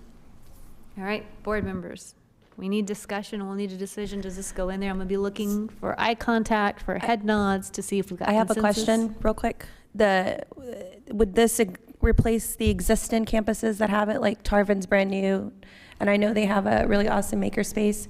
Are they included, or no? Is it just ones that don't have it right now? There's quite a few that don't have it, so it's the ones that do not have it. Awesome, that's what I needed to know, thank you. Yep. Wait, what happened to our total? It now says 673. We're all wanting to know what. My apologies, that's at that line. I can go back down to the bottom. There's your running total. There you go. No, it didn't decrease that much. We were all excited. No. Sorry about that. That's the running total, but when I go back up, sorry. People are giving me a heartburn over here. I know. So let's keep the bottom, let's look at the bottom number as we start doing this. The bottom number, where are we at? I don't know if you can do both at the same time. No. Okay, 749.5 is where we're going as we start going to our parking lot discussions. Now, I need some clarity on things that we moved in different places. So 749 is where we're at with all parking lot off. And that includes early college, high school, and... Correct. What I have on the parking lot was early college, high school, which we zeroed out. High school band instruments were not on there, so that Okay. was it's the same. The STEM high school design, I zeroed out for $3 million. Okay. The playground equipment for 5 campuses was, I believe, 3.1. We zeroed that out. And then the maker space was not on there. So, but those items are what we have on the parking lot, and I did zero out just so you could see your running total, and then we can add back in if you want to move them That's back already in. too high for me. Well, you're looking at the number, I mean, I think I'll just interject with that. It is a big number. That was around where we were a few years ago. However, with inflation, which has been disastrous, and I'll give you an example locally, that is pretty much, it could be equivalent to 400 or 500 million from before. I was following Liberty Hill ISD. They passed a bond, was it 2 years ago, like 480 million? And they just called another bond for 470. And a big part of that was for increased costs. So that's really so when it doesn't pass, or even if it passes, but with inflation, you're going back. And so properly pricing it with the future in mind. And if you save, that's great. And that way you don't have to come back like a lot of school districts are having to do right now. Have we properly priced it? All the prices? So their high school in Liberty Hill ISD went from 140 million to 310. Yes, yes, 2 years.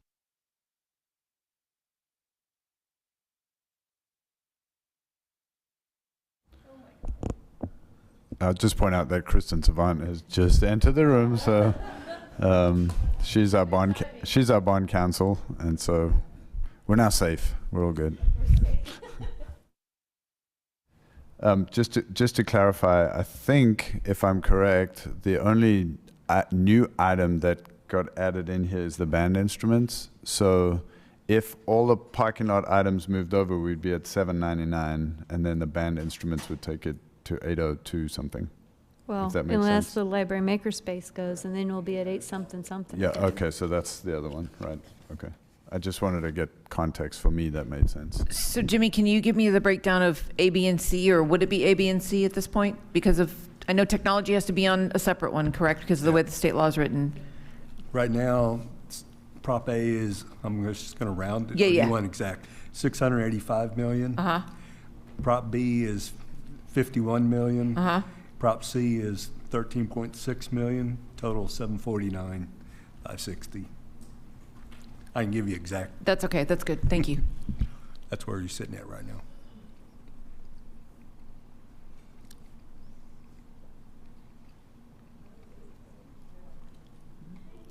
We're so okay. I'll start with, this is kind of hitting my max comfort level, and so I know I've parking lotted and I said, yeah, let's move that over, and now I'm starting to, okay, let's really look at, I mean, it's just, you know, as we talk to our CFAC, all of these items, every single item on here, there's nothing that's bad. There's nothing that's like, oh, that's crazy. I think everything on here, you know, is something that needs to be done, should be done. It's just a matter of prioritizing what really needs to happen, you know, in the next few years, and also at this, honoring the work that our committee did and their analysis of, you know, what those priorities were. So I do feel like these, you know, these tier 1 items, this was the work of that committee a lot of times, so I feel like that's easier part. I also think some of these larger structures, tying them into our long range and trying to figure out what really has to be done in the next 3 years, you know, and trying to process those pieces. That said, you know, it's the maker space. I think that's one of these things that I love, but there's other things on here that I think I love too, right? And so is it something imperative that we need in the next 3 years? I'd be curious to know how many schools need it, because I know our newer schools have it, but I know our last elementary did not have it because we didn't have the funds to fundraise for that equipment. I'm curious to know, like, how many schools are we looking at? One moment, please. Well, for all of the library makerspace equipment, like, is it 5 schools, 6 schools? Because I mean, I'm thinking about it, it seems kind of a low number, right? And, okay, sorry. If I'm thinking about all the schools, I know that's a high number, but I'm trying to understand how many kids is this gonna impact? Because at the end of the day, that's what I keep asking myself when we look at these items. I mean, there's schools that have already purchased them on their own, so. So that's why I'm wondering, is it just like 5 or 6? Is it gonna, I know it's an equity piece, but Gloria's right, there are other things on here that are more of a need, but I'm just curious to know that number. We're going to see if we can find that information for you. We're trying. All right, while we're working on library makerspace, I know I'm jumping over to parking lot, but let me go to the next item, which is our playground equipment. Where are we there? Because looking at the 749 and our discussion on talking about playground, I'm like, I think we can wait a bit. So, I would like to go forth with a committee and Yeah. do it right. yeah, I and would like to do it right. really set the standard for what playground and recess is in Leander ISD. I really would like to wait on that as well. I know that they need updated equipment, but I'd rather update it when we have the committee piece and when we're able to get specs and amounts for the more accessible equipment and just go ahead and put that in, as opposed to putting a playground in now that doesn't have the accessibility equipment that people are wanting and needing. Just do it all at one time. Sorry. My question, I agree with that. My concern is, does that mean we're going to have playgrounds that are going to have to be shut because they're dangerous? Because I don't want anyone to be, if that's what's going to happen in a year, then I'm not okay with that. I mean, if we get to a point we're not able to get replacement parts and it's too much money to just replace the entire structure, we'll have to close off or remove that section of the playscape from their area, which is, then you just have one or two elements left for the students. If that happens, I would suggest that we bring that to you as a board and you decide to spend fund balance on fixing those situations if they come up. Thank you. Yes, because I think nobody here would want any playground closed No, off. we don't. Okay, that I feel wonderful with that. And I really do agree that they need a redesign that can last in the future, because I mean, right now in some elementary schools, the kids are just they just find the playgrounds are boring and they're just not making good use of them. And so it's nice to really think it through. It will happen, but something that can last and be exciting for another, and accessible to everybody for, say, another 20 years, 10, whatever that timeline is, as opposed to just replacing what has always been. Yeah, I think by forming this committee, we'll have a whole new refreshing approach to it. I think it also ties back to our SHAC recommendations, right? We've heard a lot from SHAC in the last 3 years. They want the board to redesign what play and recess looks like, and I feel like this is our opportunity to really listen to our community and go forth with a plan. That's exciting. All right, let's go back to the parking lot. Do we want to talk about makerspace? Do we have information, or do you want us to go ahead and go to STEM High School? If School you of could Choice. go on, that would be appreciated. All right, let's We're go on to trying. School of Choice, STEM High School for $3 million, design only. The more I think about it, the more I think about the conversations I've had today, and as I look at what our needs are, really looking at our needs, and I love STEM. That's my thing. I just, I know when we surveyed our population, it was pre-COVID, wasn't it, that we got that data? When? And the way when I looked at the presentation that Dr. Carleen gave us. Oh, that it was this year. It was fall, but it was also only 263 people. So my question is if we were to come up with some kind of an education campaign around it, we would. Yeah, I'm having a hard time. Like you, I'm having a hard time. That's what I think. If we really focused in some of these other areas and did more of a marketing campaign around it, I think it would bring more participation into the discussion of what parents want. I also I'd love to make sure that conversation happens with our high school principals as well, because we have all these great programs in schools. And when I think of STEM, we have some high schools that kind of are doing this piece, right? And we have other high schools that are kind of doing, that we know them for performing arts. We know them for STEM. And so I think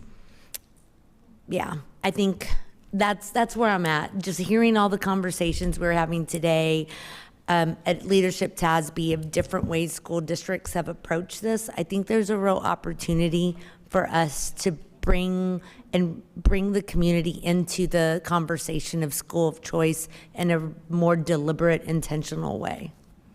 I'm with Gloria. I think we need to educate our community more and really come out strong. I mean, like you said, like, I don't know where the principals brought along, what were some of their suggestions. Like, I feel like we need more discussion as a board to truly set that definition, what I was asking, what is a school of choice and what is a program of choice? And then we can look at policy for schools of choice. So yeah, I agree with Gloria. I'd like to remove it. I agree. I'd like to wait on that one. Board members? And because of the decline, and we've been talking about we want to repurpose or introduce some programs, we talked about CC Mason and that IB program. Yes, it's going to decline. Maybe that's just an opportunity to open it up more. Maybe it wasn't opened up before because of local zoning constraints. And then even in the South too, where they have the middle schools that are, we're talking about, I don't know what's going to happen with the middle schools, but middle year program, that could be an opportunity to think about the South as well. All right, I'm seeing head nods. Paul, do you have any reason to, do you want to keep STEM School of Choice on the bond? Or are you okay with us not putting it in this time?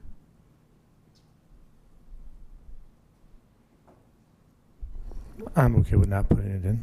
Okay. All right.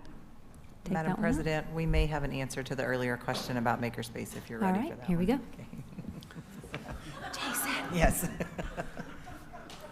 Hello again. I had to phone a friend, sorry about that. So previously there had been no district resources given for library spaces. I understand that there's just been PTA that has kind of paid, librarians had kind of came up with their own money. So this would be like official. It comes out to about $20,000 per library, and it includes, it could be like little STEM robotics kits, it could be engravers, 3D printers. So it's several things rather than just a 3D printer within the library kind of kit.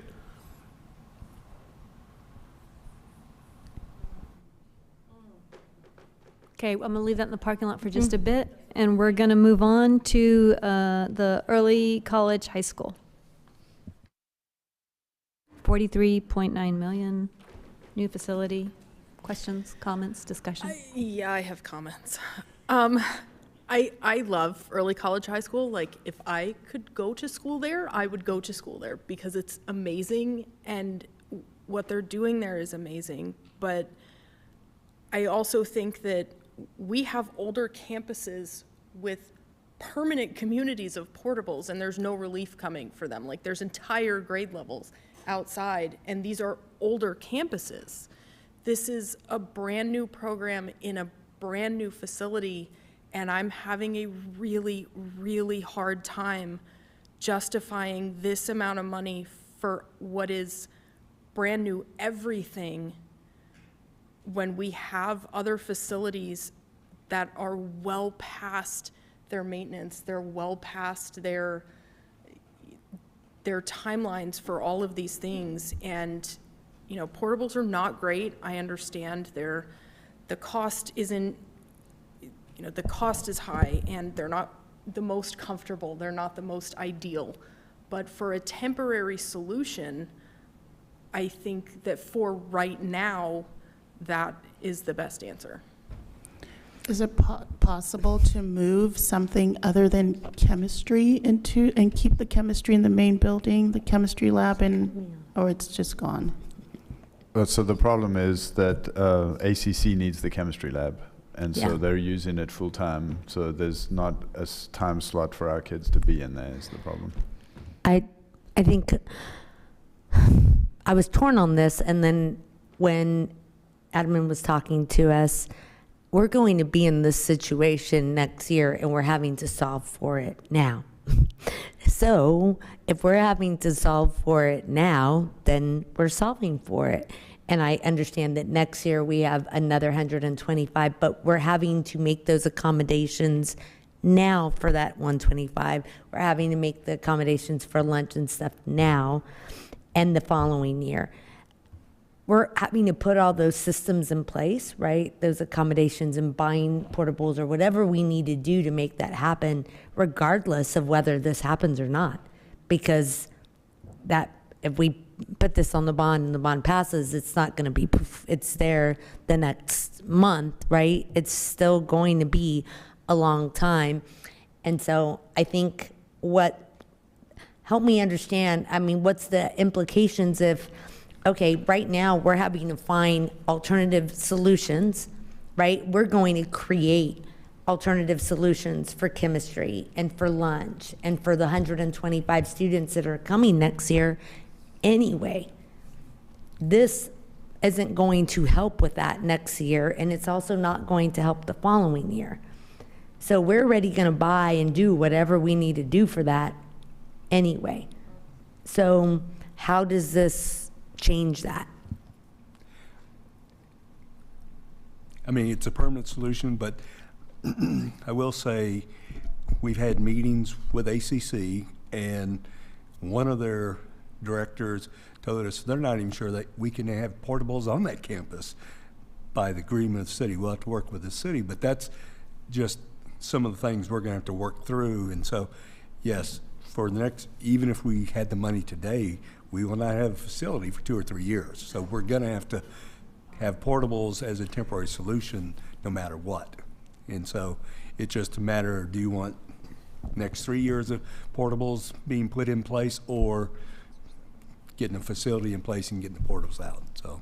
And this is all dependent on, right now it's being precipitated by the enrollment level that ACC has. So it might, oh yeah, the growth in Leander, yeah. Could I ask a favor? Could we allow Dr. Carlene to come to the table one last time, I just want to give her an opportunity to, one last stand, right? Before, because I feel like the ship's going down.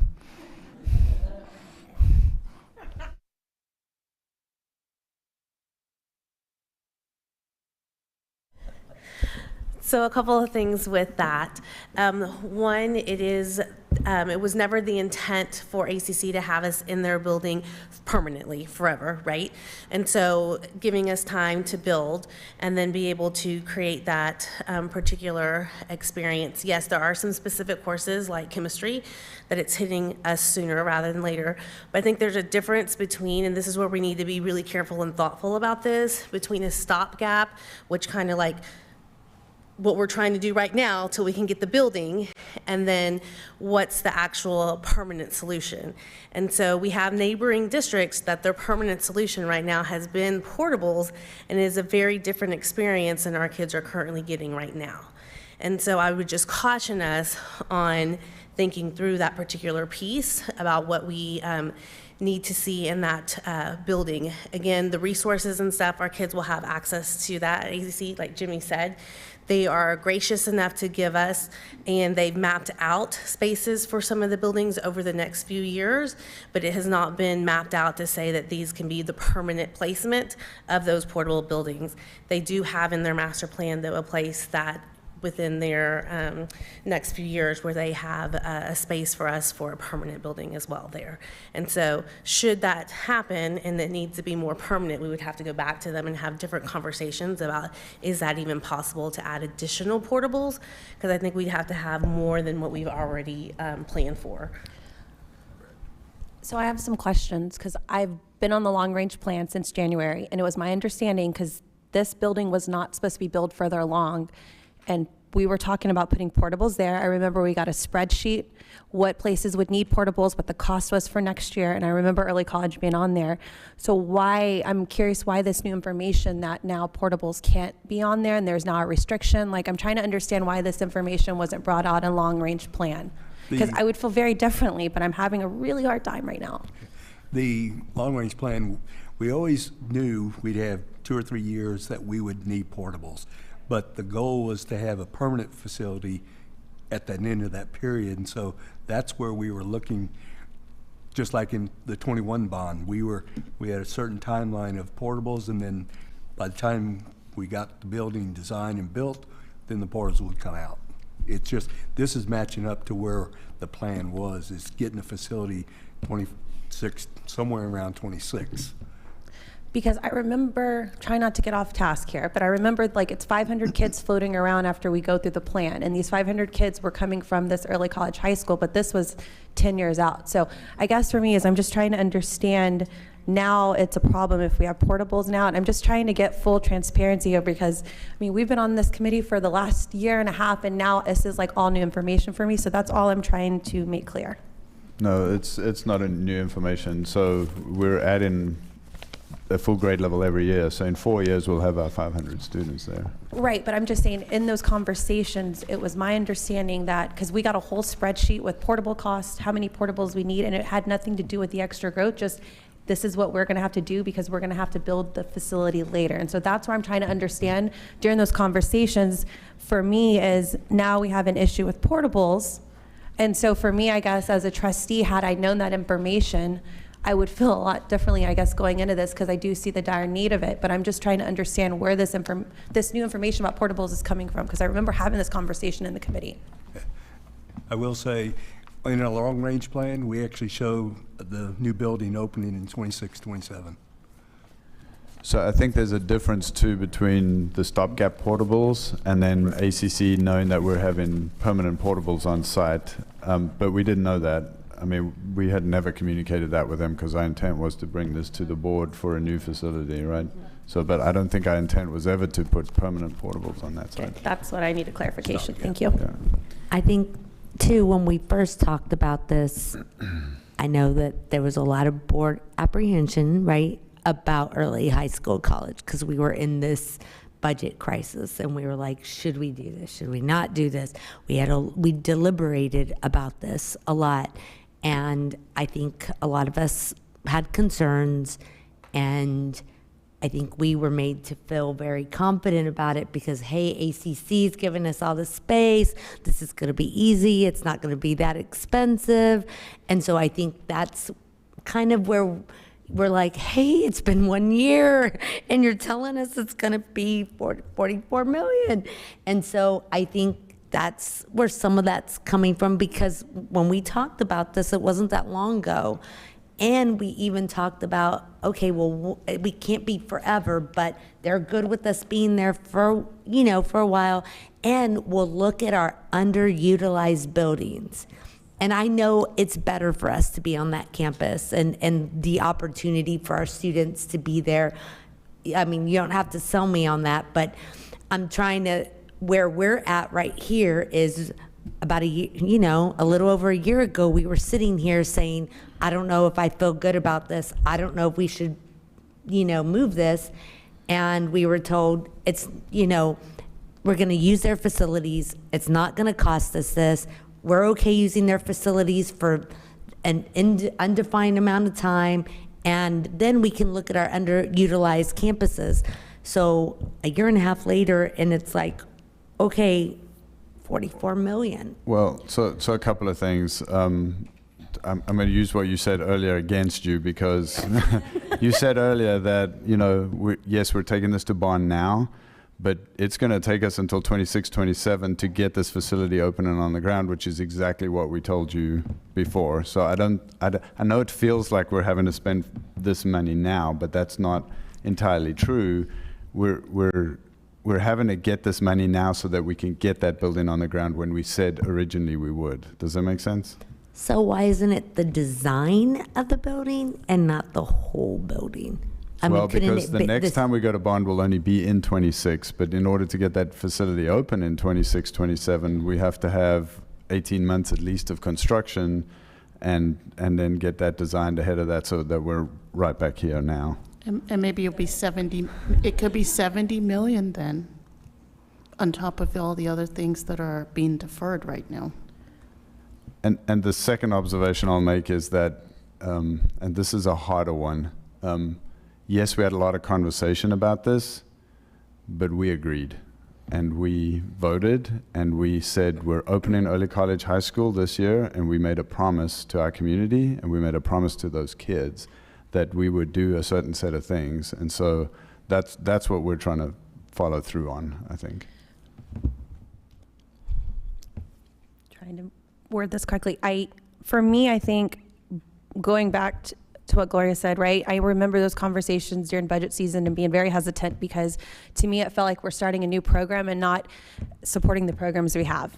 And for me, that's where I'm having a hard time, because in those conversations, I remember sitting there in our committee being like, we have these repurposed buildings, why don't we use them? And I remember floating around with the idea of New Hope High School being on top and Early College High School being on bottom. And then last board meeting, I found out, or special meeting, that it is required to be there, which I understand it is. I mean, you've been at that campus, it's fantastic. I mean, it's not, is it not, is it not required? Not required. So the only thing we said last time was that we now have the final word from ACC that a land lease is possible for us. And we were not 100% sure of that before this time. That doesn't lock us into doing it there. Okay. We could do it somewhere else. But I will tell you that it makes the most sense there because, as Dr. Colleen pointed out, once they hit 11th grade, they're going to spend a lot of time in ACC classrooms. So if we were to repurpose the building in the central, that's still a close location to the Cypress, or does it only have to be at the ACC North Campus? So we have an agreement right now with ACC San Gabriel. That's what I need, okay. Yeah, and also remember, so part of the reason that we chose Early College High School and we chose that north location is to help bleed off some high school students from the north where we have the most pressure. And remember, we're trying to push out high school Right. 8 all the way, and we're trying to push out high school 7 to 2029. And that was part of this bigger plan to make sure that all of that worked. And I know 500 kids doesn't sound like a lot, but it is a lot. It's 500 kids that we don't have to put in Glenn High School, Rouse High School, and eventually High School number 7. I guess for me is like, is Glenn Rouse and, who am I missing? Glenn Rouse, LHS, those are all the ones up north, right? Guys, it's been a long day. I mean, are they going to see the immediate relief of those 500 kids right away? Or is that, because in my understanding, according to the plan, that's further down the line. No, so if you look at the 100, it was not quite 125 there now, but if you look, the majority of those kids are from the north. There are a couple of kids from Vandergrift High School. There are a few kids from the south, but those are small numbers compared to the numbers from the north. And So it's also, already doing its job.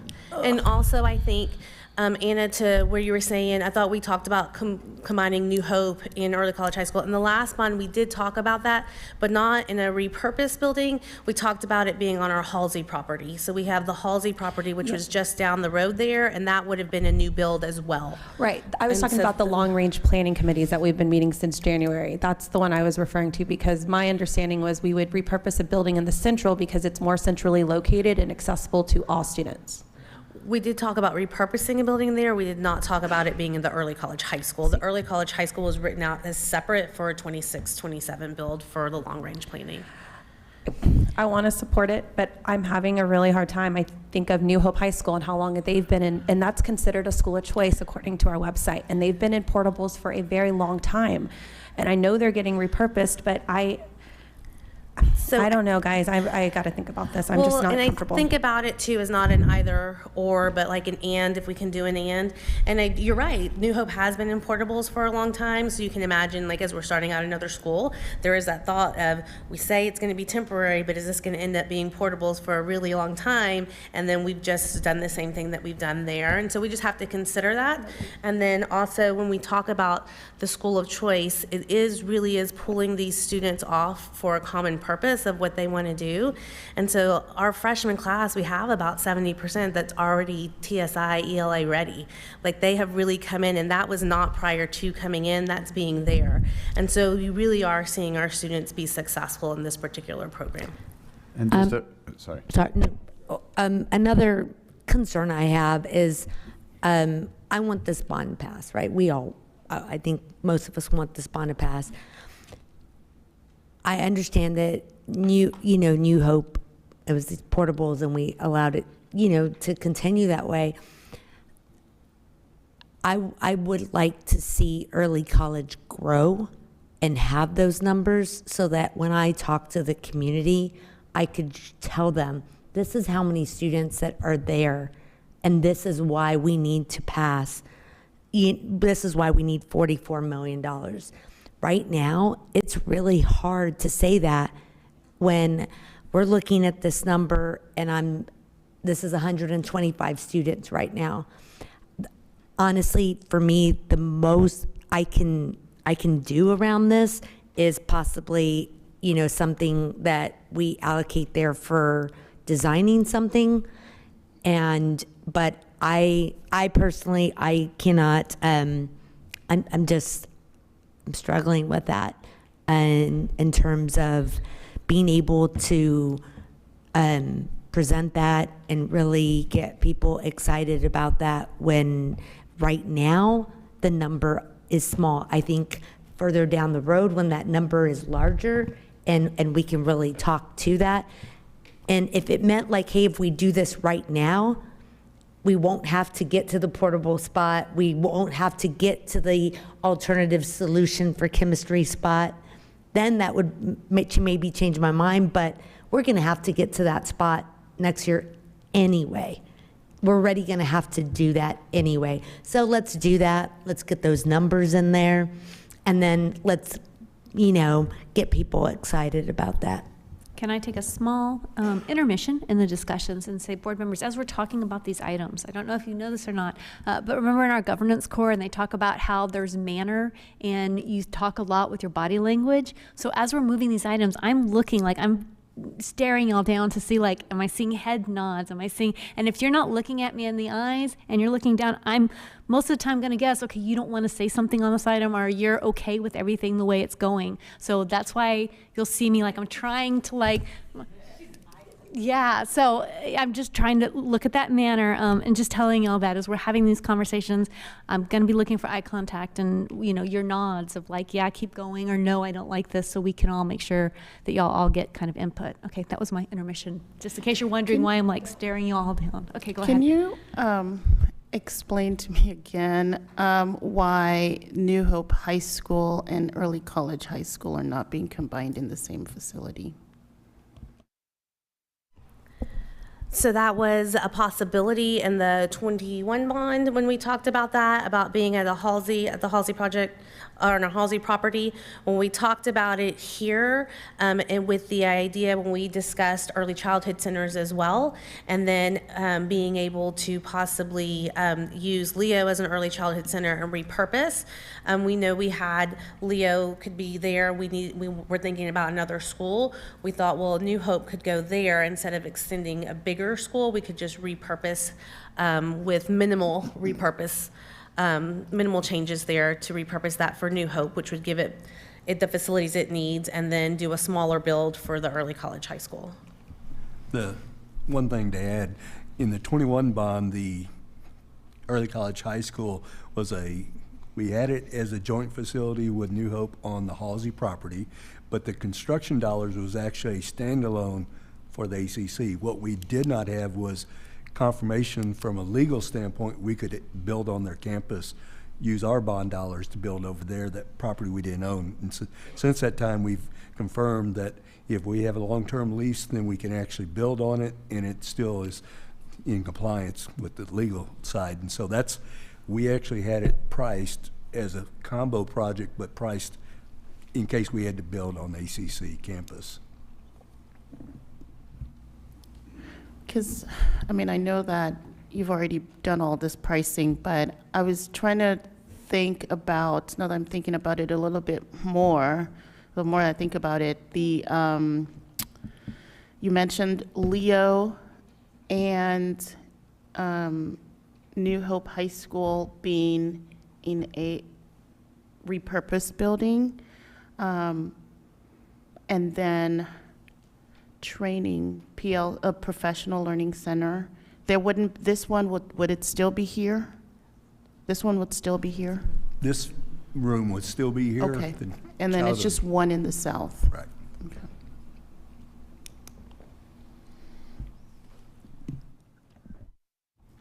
To piggyback off of Gloria's comment about the numbers, I struggle with that as well, because it's a lot of kids, but we have other facilities, we have other campuses with hundreds of kids outside on a permanent basis. They're in portables permanently, and there is no relief going to those campuses. I understand it might not necessarily be comfortable, but we've left New Hope in portables for years and years, and they already have the numbers. We've got, elementary grades in portables, and they absolutely have the numbers. So while I understand that it's not comfortable, this is just, in my opinion, this is a lot of money to spend on a brand new facility when we have hundreds of kids in older facilities that we have doing this exact same thing. So if it is not a problem for us to be allowing that at older campuses, it shouldn't be a problem for us to have a brand new facility, use portables for a few years until the next bond when we can get this up and running and have the program more established. So like Gloria said, the community knows more about it and there's more students and it's already there. Just an observation, but all the work we're doing in long-range plan and in this bond is there to take our students out of those situations, to build new elementary schools, to rezone elementary schools, to get them to where they're not in portables anymore, where our numbers are not read anymore on those sheets. And so I think we're trying to do that for every kid in the district, including these kids. And so for me, that logic doesn't work. But I guess it was more that there just seems to be an urgency with this project, and we're spending the time to do rezoning to get relief. Like you're saying, we're spending the time to figure out what New Hope needs to get them into a different facility. I don't understand the urgency here when we're spending the time to do all of these other things that aren't going to cost $43 million. Well, no, they are. They're costing $750 million to get to where we've put in all of those pieces in place to make it work for everybody. And so my urgency is in trying not to get back in that situation again. So if that's why we're bringing this whole package that says this gets us to where, we're taking care of all of our kids across the district. So I just don't want anybody to think that we're not trying to take care of all of our kids, I guess is my point. No, absolutely not. That was not my intention with those comments. It's just that I was trying to say everybody has situations of needing space. It's a problem for everybody. And I think this is just one that can wait. I think it goes back to the conversation we just had about the school of choice design and how we need more information to go to our community to explain what schools of choice mean in Leander. I mean, I'm a trustee and I'm sitting up here trying to understand the difference between a program of choice and a school of choice. And so if we're having to go to the community, go back to the community to educate them on what a school of choice is, for me, I can't feel comfortable going to bond with a $46 million school of choice when we're going back to educate the community what a school of choice is. I feel like we're eating our words here. Does that make sense? Because it talks about the design. It doesn't make sense to me because as we talked about schools of choice early on, this became our first school of choice, and you just said this is our first school of choice, and we made that decision. Right? New Hope High School, because it's on the website. New Hope High School is a school of choice, so that would have been our first school of choice. Thank you for correcting me. Right? We have a school of choice in New Hope High School. This is our first new one in a long time, right? And so, but we made that decision already, and what we're trying to do now, and I think you can go and see it. You've been there. Yeah, it's great. With me. You've seen it's great. The exceptional work that's happening in that facility with those kids, and we're fighting for them now. We just can't help it. Well, I know, and I don't think anyone here is saying it's a bad program. I mean, I, as a child, would have benefited from that program. I wish I had that program when I was in high school. But right now, as a trustee, we need to get this bond passed. And there's already, if I'm going to look at the data, because that's what I go to when people come to me and ask, how do you want me to support this bond? All I can say is you can trust us on this. All we have is about 8 months of data.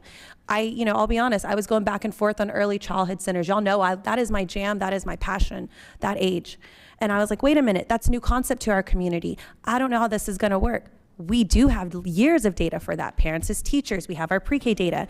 So I think for me, it's a great program. I think it's a great program. Like I said, I would have benefited from it, but right now in this moment, I am not comfortable putting a whole school design on that bond. I could get with the design, whole school on there. I could get with the design, but I can't, guys, I'm sorry, I just can't commit to the $46 million.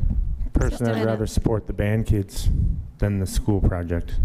Would that be more immediate? We know they're great at it. They know they're good at it. And it shows that we're supporting the community versus a what if. When it comes to putting Leo and New Hope High School together, I worry about the message that is being sent, the optics with that, versus pairing New Hope High School with Early College High School. So that's one of the things that I'm struggling with. We've had some of those same conversations, and I think those are things we also take into consideration should we, no matter how we pair New Hope with. I think it goes back again to that marketing and the specific design we're going to do for that campus as well to make sure whatever that looks like that we're going to they're each going to be their separate schools, right? They're each going to be their separate schools there. And can I say one thing? I just want to make sure to make this clear. We have a great partnership with ACC, so as we're having this conversation, what I don't want to happen is that they're pushing us out. They've actually given us the whole third floor and additional room on the second floor. And then, but because we're growing so much, we're going to need additional room beyond that. And so I just wanted to make sure that that was clear so people knew about our relationship with ACC and that it is a good partnership. So let me do a recap of kind of our destination and conversation thus far. Let's make sure my active listening is working. And I'll start at the beginning of the story. Back in 1940, no, I'm not going to go back that far.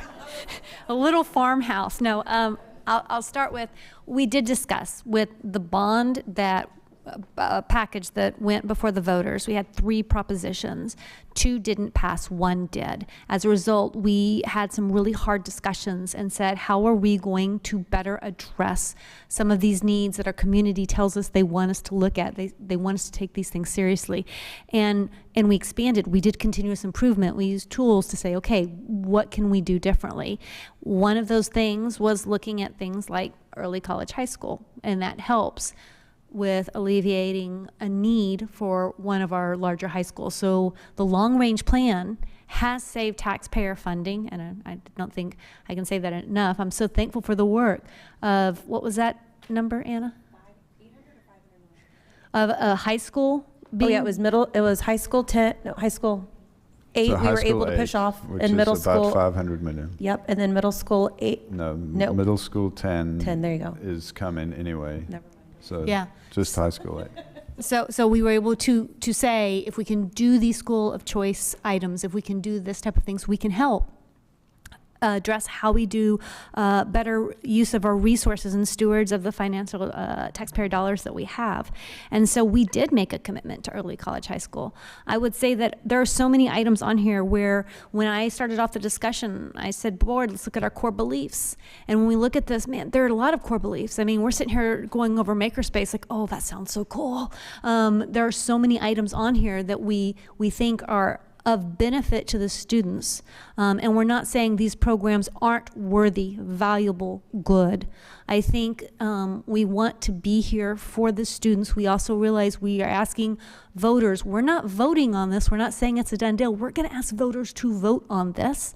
And so I know there's an education and communication portion to this. I have to say, board members, this is a very transparent process. We have been very deliberate and intentional moving all these items and discussing them and deliberating on them. When I look at this item, what I'm hearing y'all say is, look, well, I'll say I love early college high school. I think y'all do too. I don't want to put, but we see a benefit to that program. The question is, do we see a benefit of that program to have to right now put it in the May 23 bond?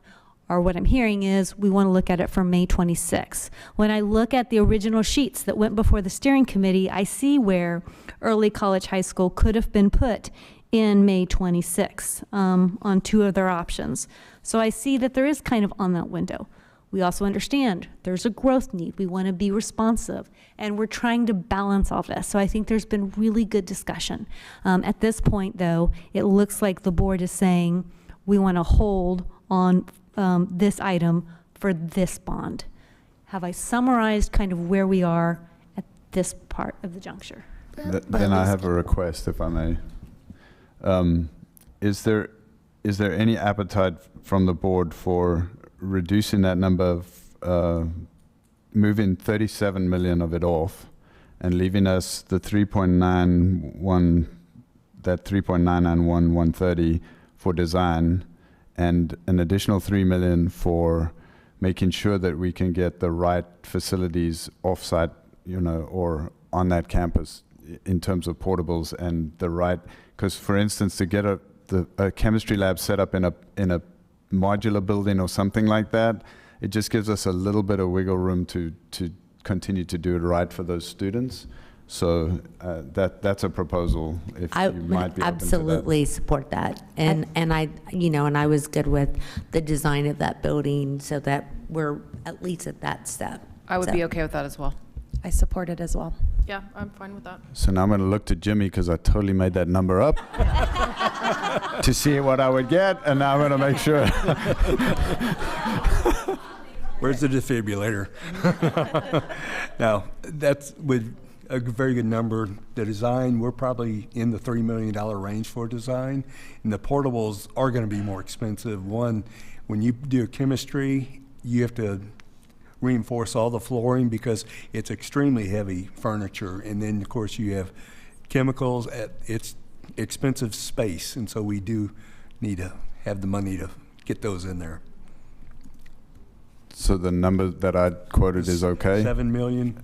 Yeah, so what I'm proposing is that we take 37 million out, so that would leave 6,991,130 inside moving for over. Design and portables.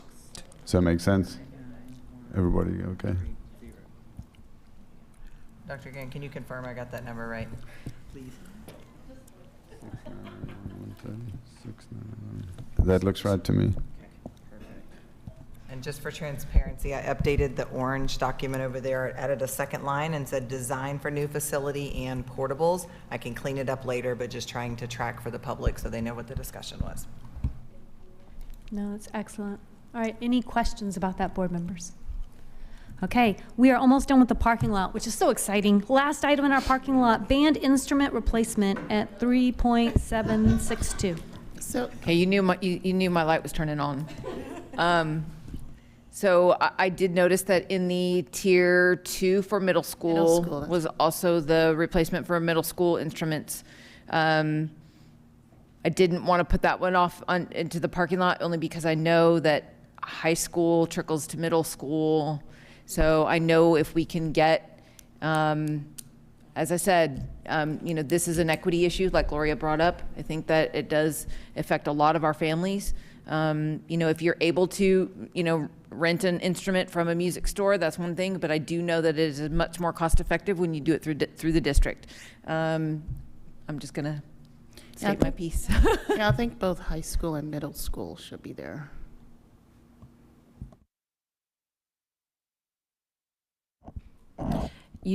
Christine, you said high school ends up letting the band instruments. Can you explain that process? So yes, I believe that, and I think you probably correct me if I'm wrong, that when instruments get replaced at the high school level, the ones that are at the high school tend to trickle to the middle school.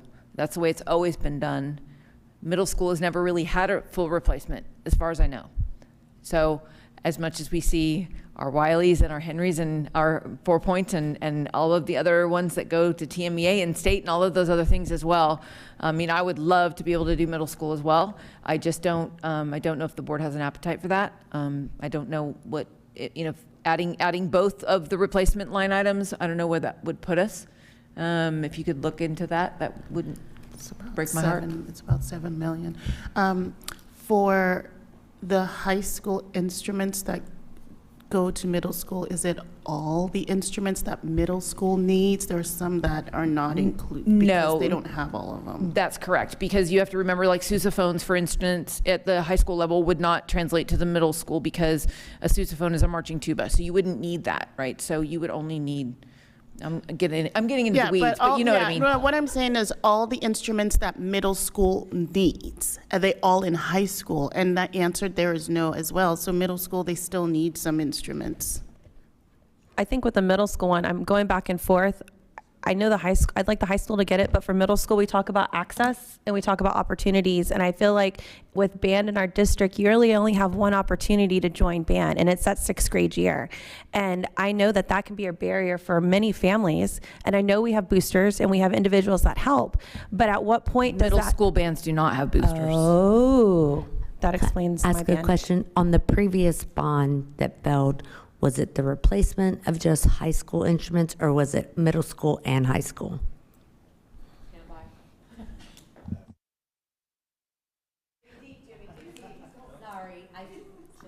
And while they're looking, Paul, you had mentioned band earlier. Was this the item you wanted to talk about? I was just referencing because we were talking about taking that one item off where I would support more of the programs that were already currently working and the kids are really supporting it and the parents are supporting it versus something that we want to support in the future but isn't as necessary right now. And frankly, the cost is a lot smaller. Would you support both of them, high school and middle school, or just high school?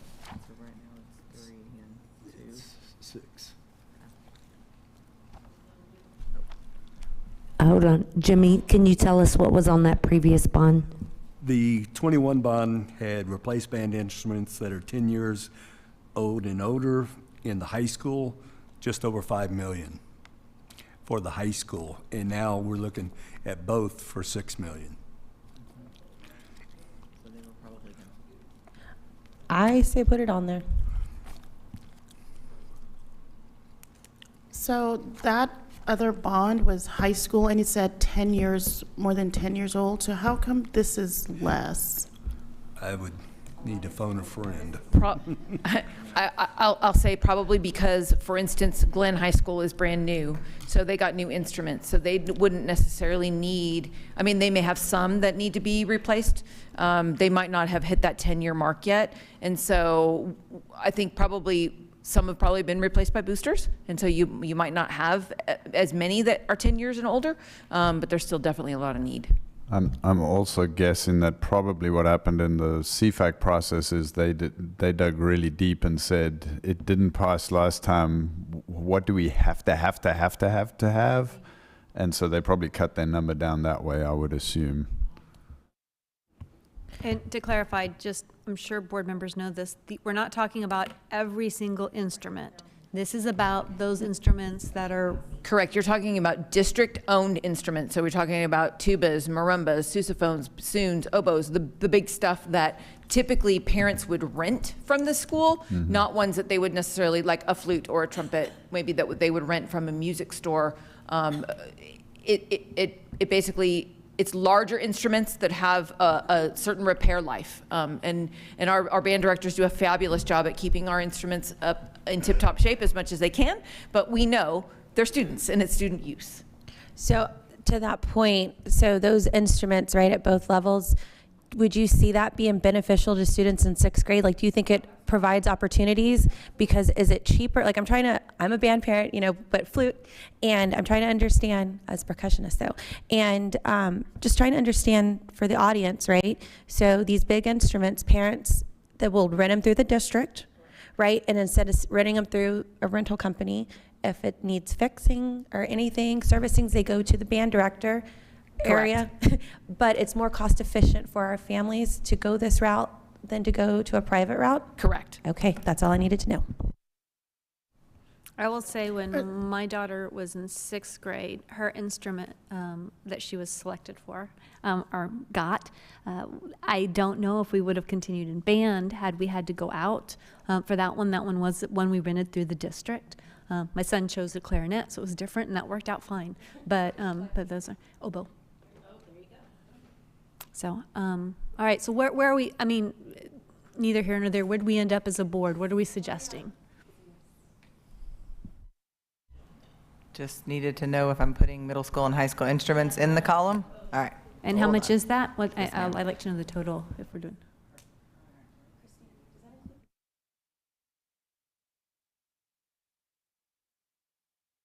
I do like that this is for all middle and high school. It always brings me back to that access point, right? We're talking about access to extracurricular activities. We had a board presentation on it. And so for me, that's where my brain is going. will this opportunity open up for many more kids? I made those green as well, just so we can show they were added. And so the grand total, not to make everybody dizzy, sorry, there you are, 762. How many kids are in band? Do we have any idea? We can get a total on that. That's a great question. So I can give you an average for high school is approximately anywhere from 250 to 400 In each school. at each high school.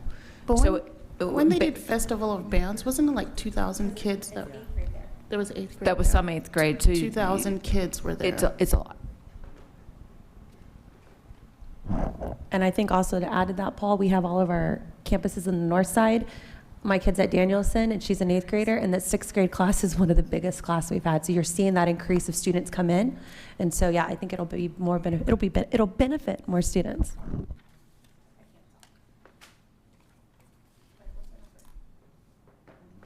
So I'm trying to find out the band number. I did get some information, though, just to clarify earlier. We do have some middle schools that have booster clubs, but not all of them. So we talked about that. And then I got a message that middle school does get new instruments.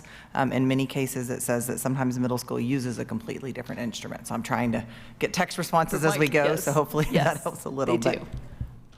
do. And to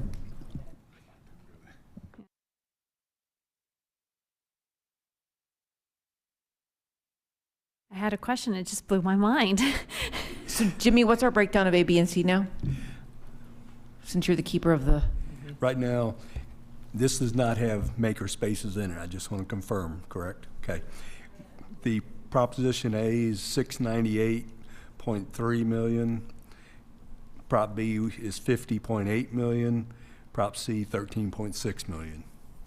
Total 762, 822, 266. We went over 750. But that was an arbitrary number in my head. We started, actually, our last meeting, we were at over 800. Yes. So we've done some good work here.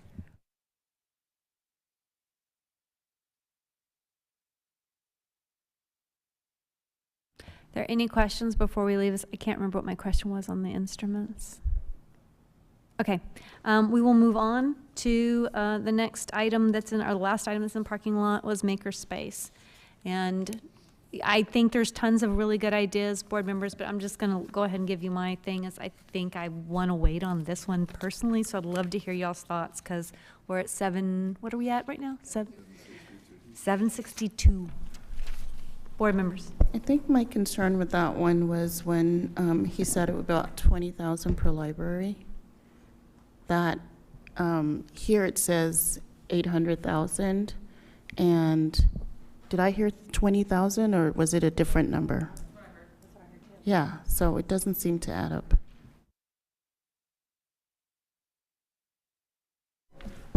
So campuses like Danielson and some of the newer campuses already have that equipment, so just dividing it out.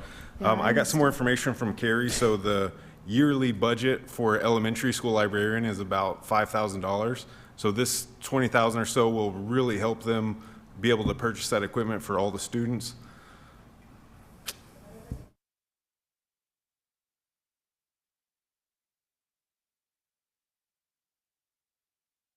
So this makerspace, 3D printer, what else are we looking at? It depends on the programs. There could be a 3D printer, there could be a etching machine, there could be just different based on what the campus has. So my question is, are they using a template to decide what their makerspace looks like? Because it sounds like they're different at each campus. I know, I'm sorry, I'm just asking. Well, and I think some of them have bits and pieces now, so it's not all the same everywhere. So I guess that's where I'm struggling too. Yeah, but they're not spending 20,000. Exactly, no. But they're not spending 20,000. So it's like, what is, like she said, what would a template look like? They're not spending. We're not at that point, Yeah. right? I mean, so. I mean, for me, I love them. I love my school's makerspace. It's great. It allows my child who needs a little bit more fun in the classroom, but I think for me, it kind of concerns me if we're doing different, we're going to put this on the bond, right? And how are we going to explain what the makerspace is? And I'm going to be like, oh, it's a 3D printer. And they're like, well, we don't have that at our school. This is what we have. I need to see Just- more. yeah, This is one we need to, there's items we have that we say we need more information on, again.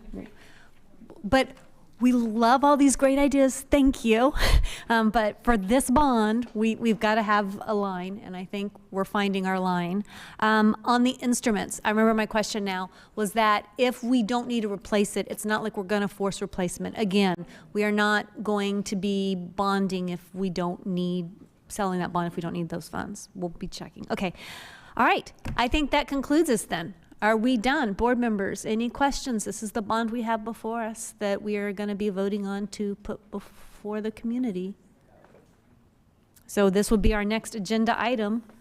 Agenda item B is where we go. 3B next. I think we're going to take Madam a break President? before Yes, we... please. So Yeah? thank you. Yeah. And could we take maybe 15 minutes, because I do want these guys to triple check everything to make sure that we don't make a mistake in the next step. Okay, so we're going to take a 15-minute break, and then when we come back, when we do item 3B, it's this item. We're going to discuss like the package, and then we actually have a presentation or questions here. If we have any questions about what is our capacity, how we're going to maintain our 33 cents, and what all that looks like, we'll have that discussion in our next agenda item. So we'll go ahead and take a 15-minute break and be back at, I can't do the math really quick in my head because it's not an even number, 9:10. We're going to come back at 9:10. That'll make it easy.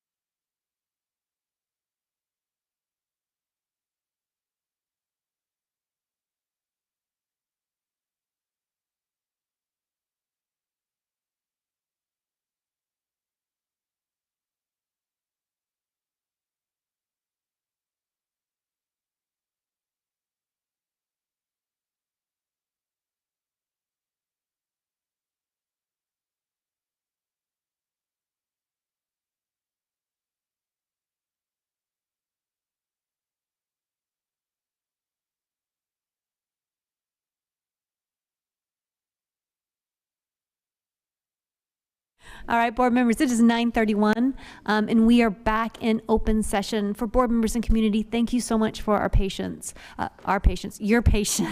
I guess I'm losing my words. We wanted to double, triple check, quadruple check all the numbers, all the information. We have a lot of different moving parts, including as we move this item and we pull up our next agenda item, which is 3B, consider all matters incident related to calling a bond election to be held by the Leander Independent School District, including the adoption of an order pertaining thereto.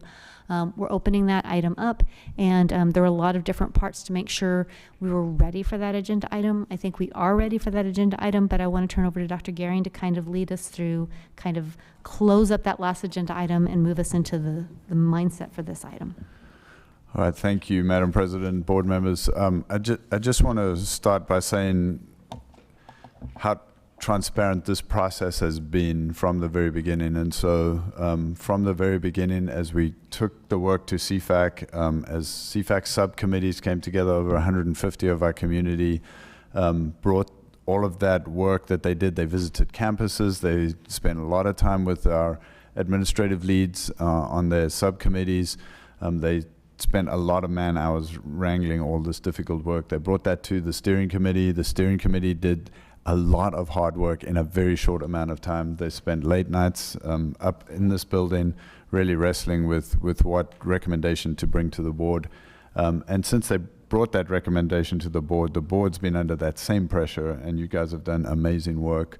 And I think, again, to come back to that very transparent work. So, you know, I've not experienced it quite as open in conversation as what we've had in this boardroom, not only tonight, but in previous board meetings as well. I think to reference what Madam President said earlier, your manner has been spectacular as you address these difficult topics and lots of conflict in emotions and feelings, but in such a respectful and great way. So thank you very much for the incredible work that you've done so far. Not quite over the finish line yet, but hopefully we'll get there very quickly. So just to run through what you have, Kristen Savant, our bond counsel, has emailed you the bond order, which has the proposition language on it. Do you want to say anything about that, Kristen? It actually is an email from Cindy, I believe. Oh, you from have that Cindy. in front of you. But I'm happy to answer any questions with respect to the order. It has, of course, the legal proposition language, which is your contract with the voters, which has a lot more detail, and then the ballot language that the voters will see whenever they enter the ballot. And then the remaining part is just, you know, the logistics with contracting with the counties, and then the financial information that's required to be part of the election order. So I'm happy to answer any questions with respect to the order or the bond election generally. And then you should have got an email from Laura Lynn and one from Jimmy, almost. Okay, so Laura Lynn has sent you this list again, simplified, with just the items that we've put on this list for bond package tonight, so that you can look at that. If you would, please pull that up and make sure and look through that and make sure that you're happy with what is on that final list. We have tried to double check it over there, but we would love to have you look at that carefully and make sure.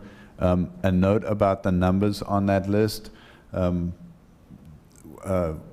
Blake, when he sells these bonds, will sell them in $5,000 increments, and so we did some rounding to make sure that we ended up with a round number, which is why your number is slightly different.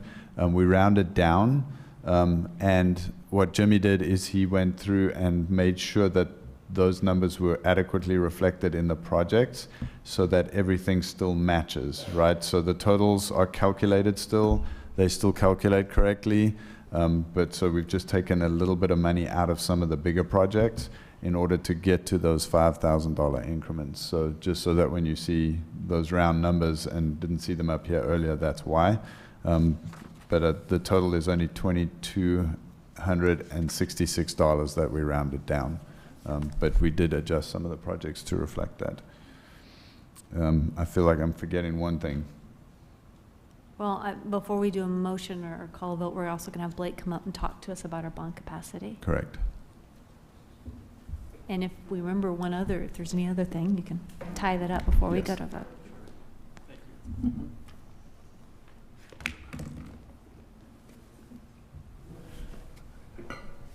Well, good evening, Board. Thank you for the time this evening. I do want to first compliment Jimmy and Laurel Lynn for doing spreadsheet math in public. I do numbers for a living and don't do that. So, well done. You do have a couple of financial pro formas, we call them, that were in the agenda packet. Good news, both scenarios we ran exceed the number before you this evening, which in total is $762 million or so. So that's the good news.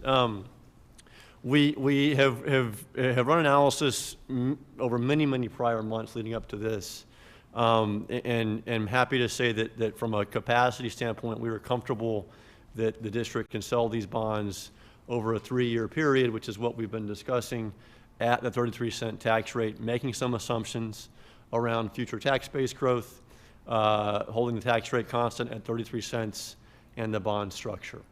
And so in simple terms, what we did was at this amount of bonding capacity or amount, we modeled in an 800 million scenario an issuance of 300 million this year or next year, 300 million the following year, and then 200 after that. So the heavy part of the bond issuance is in the first few years.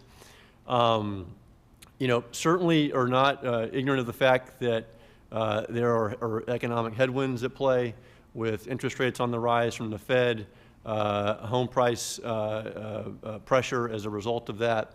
And so we have put a lot of thought into what we would expect for tax base growth. There are some considerations there. Starting with one, the fact that the tax base grew 27% last year. There is still going to be some lag as home assessed values catch up with that 10% homestead cap. So that's baked into some of the growth that we're still forecasting in the model. Was looking at the November 22 demographers report, the forecast between 3,000 and 5,000 units over the next 5 years that would come online. That did reflect their view of the economy where it was and the Fed raising rates. So certainly want to acknowledge that there is potential for tax base growth that slows down from historical levels. Over a 10-year look-back period, excluding last year's significant growth, which was really an outlier, you still had compound annual growth rate of about 8% year over year. So we're assuming a 10% growth rate next year that incorporates that homestead cap catch-up, plus some growth that was still realized, and then ratchet that down over the next few years from a growth standpoint. So this sets you up for $800 million that you can more than afford with those assumptions. And then we're also mindful of the fact that you're talking about a 2026 bond. So, do want to acknowledge that our model, while it doesn't show that, we would again be in a position to as we see what the economy does, what growth is doing, sell additional capacity in 2026 as that time comes. So that really is the news tonight, is that at 762, you're inside of those numbers that we modeled, and that's good news from a messaging to the public. So happy to answer any questions about what we've been up to or the numbers before you, but that's where we are. One more thing I will say, we have modeled 25-year repayment periods for the bonds. The district has historically repaid over 30 years.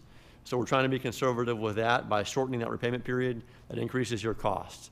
Increases your annual debt service payments, but reduces your costs. If there is a need with a slowdown in the economy to extend that payment period back to 30 years, we could do that. Other thing for the public, the Prop B, 50.8 million for technology, that repayment period will not exceed 5 years. So from a state law and contract with the voter standpoint, we will repay that over 5 years. So I want to make that point clear. With that, happy to answer any questions. So, go ahead. sorry. So Blake, can you just go over, I know there's been some misunderstanding in the community regarding our financial health, and I want to make sure that the community understands our independent rating from Fitch and what that means. Yeah, so you mentioned the rating, and so what you're talking about is the bond rating. And Fitch is one of the 2 rating agencies that assesses the district's independent creditworthiness. It's based on 4 major factors: financial management and performance, debt and pensions, the economic conditions and tax base, and then management. So you all, Pete, the rest of the administrative team, not your individual personalities, but the governance and structures that are in place. And both S&P and Fitch rate the district AA. That is the 3rd highest rating possible. There's AAA, AA+, and then AA. AA for Leander ISD, given the growth that you've experienced over the last decade or so, is very good, because again, you were in a much different position in 2015 than you are now, from a CAB leverage position, and just the amount of debt you had on the books and the repayment outlook for that.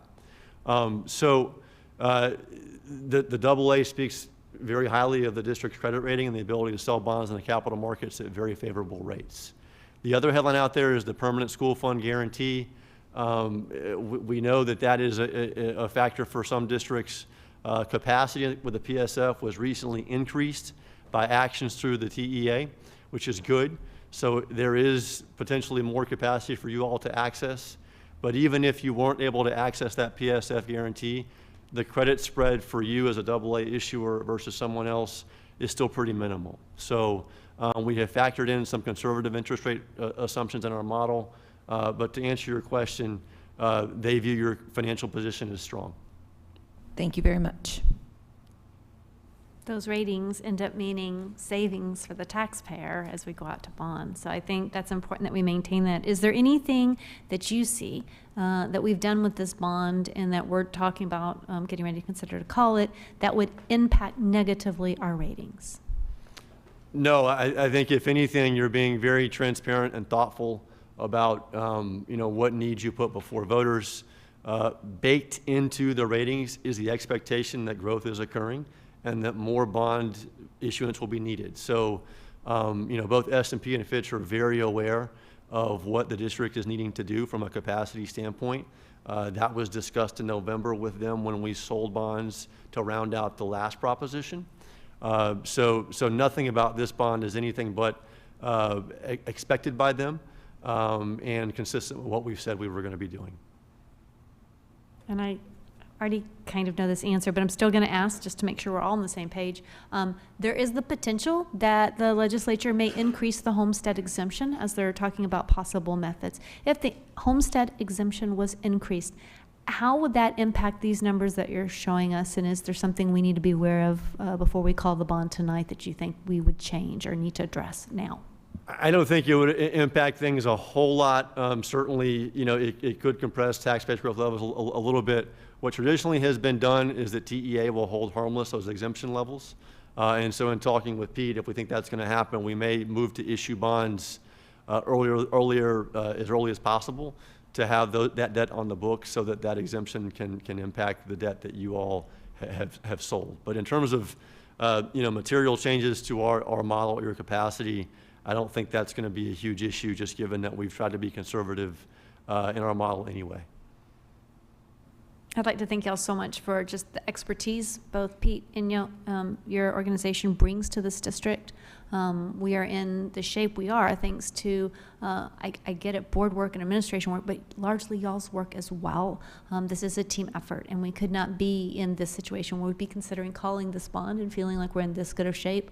And knowing that you're also looking at all the different moving parts, which includes possible, if there is a recession or homestead additional exemption or any of those other pieces. Thank y'all for continuing to look ahead and look around for those corners. Board members, any other questions? I have one regarding the ballot language in the order. The ballot language states, because it's legislatively required to state, that this is a property tax increase. Can you elaborate on that just for our community and what that means?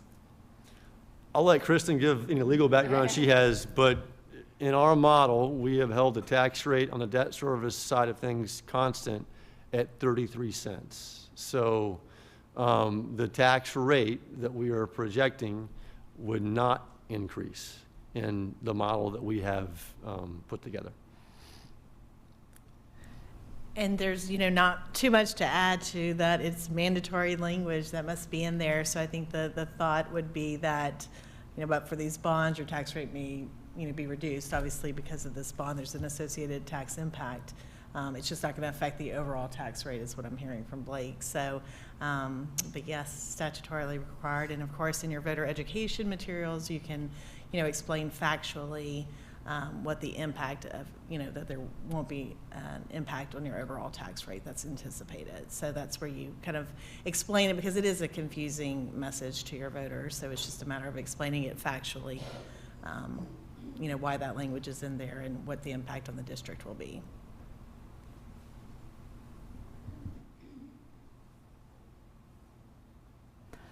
And when we say it's, when I look at the modeling in front of us, I'm seeing 33 cents. It's all the way through to continued until the debt is completely zero. So I don't see any type of note of this increasing at 33 cents. And I see us even doing the tax growth rate at 0%. And we're still saying even at 0% in a few years out, it'll still be at 33 cents. Right, yeah, we purposely stopped tax-based growth after a certain point in time because we can't predict that far in the future. And so again, the model does incorporate some future cash defeasances. It doesn't include any savings around refundings, for example, which is conservative. And so, any additional money would go to prepay bonds.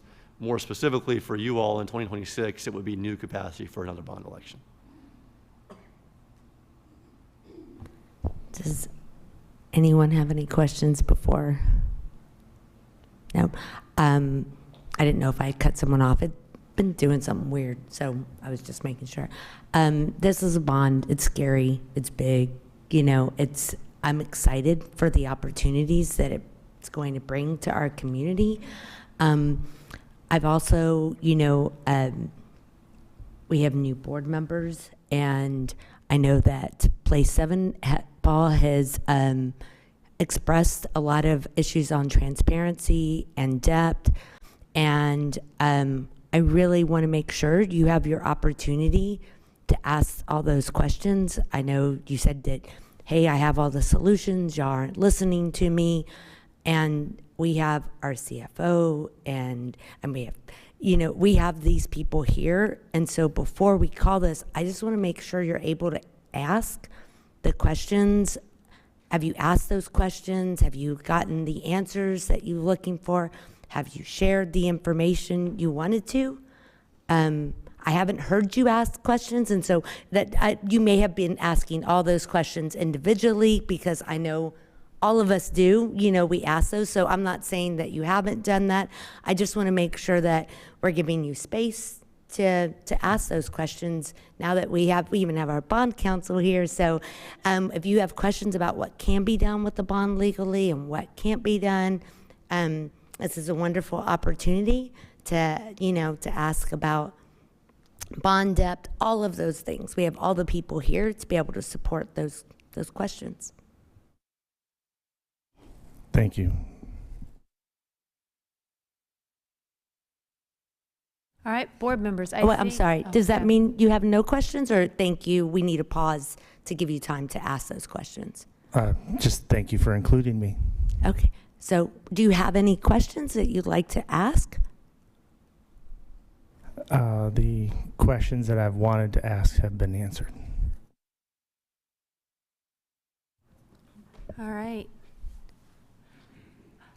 I think we've had all of our discussion then. I'm not seeing them remember I told you I was going to be looking at eyes to see if I had anything else, because other than that, I'm getting ready I know Francesca has the motion, so unless there's any other questions, we need a motion if y'all want to call a motion.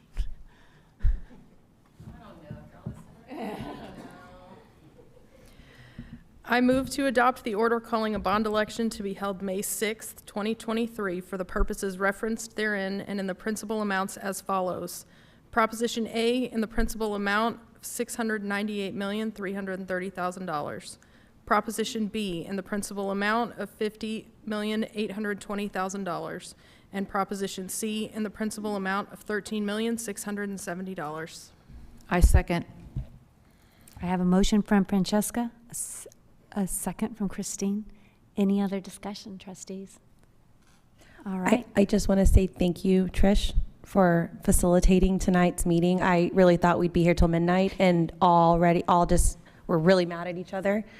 But I was really, and Bruce, thank you for letting us get into the weeds like this. This is a big deal, but I thank y'all both for listening to the board and for allowing us, and thank y'all for giving us grace, for allowing us to go through this process. I know it's a bond, but it was very transparent, and I think we did some good board work. So thank y'all both so much. Well, and thank you, board. Phenomenal discussions. And I felt differently when I first walked in. I was like, what's this? What's that? And to be able to deliberate and discuss with all of us as a board really just helped me so much. And y'all done a lot of good work. And you're right, it's not 1 a.m. So we have a motion from Francesca, second from Christine. A lot of good accolades going around. And now I need a call for a vote. All those in favor, please raise your hand. 6 ayes. All those opposed? Before I vote, the amount of money that we're talking about is an exceedingly amount. And I see that there is a great need for the kids. The band, absolutely, I would support. From earlier you asked me that question, I would support the middle school kids too. In fact, a lot of the measures that were under $7 million, I would really like to support or look at those seriously. But the ones that exceeded $7 million, it seemed like we were going into a little bit more of a want. So I'm gonna have to say no. I'm sorry, I wanted to make sure we could have discussion. And usually we don't have discussion and a vote. Discussion's all beforehand, but that still works. We're still good. I'm hearing with legal. So we have 6 ayes, 1 nay. Motion carries. All right. Good work, board. All right, board members, we will go to consider approval of the Travis County election and joint agreement.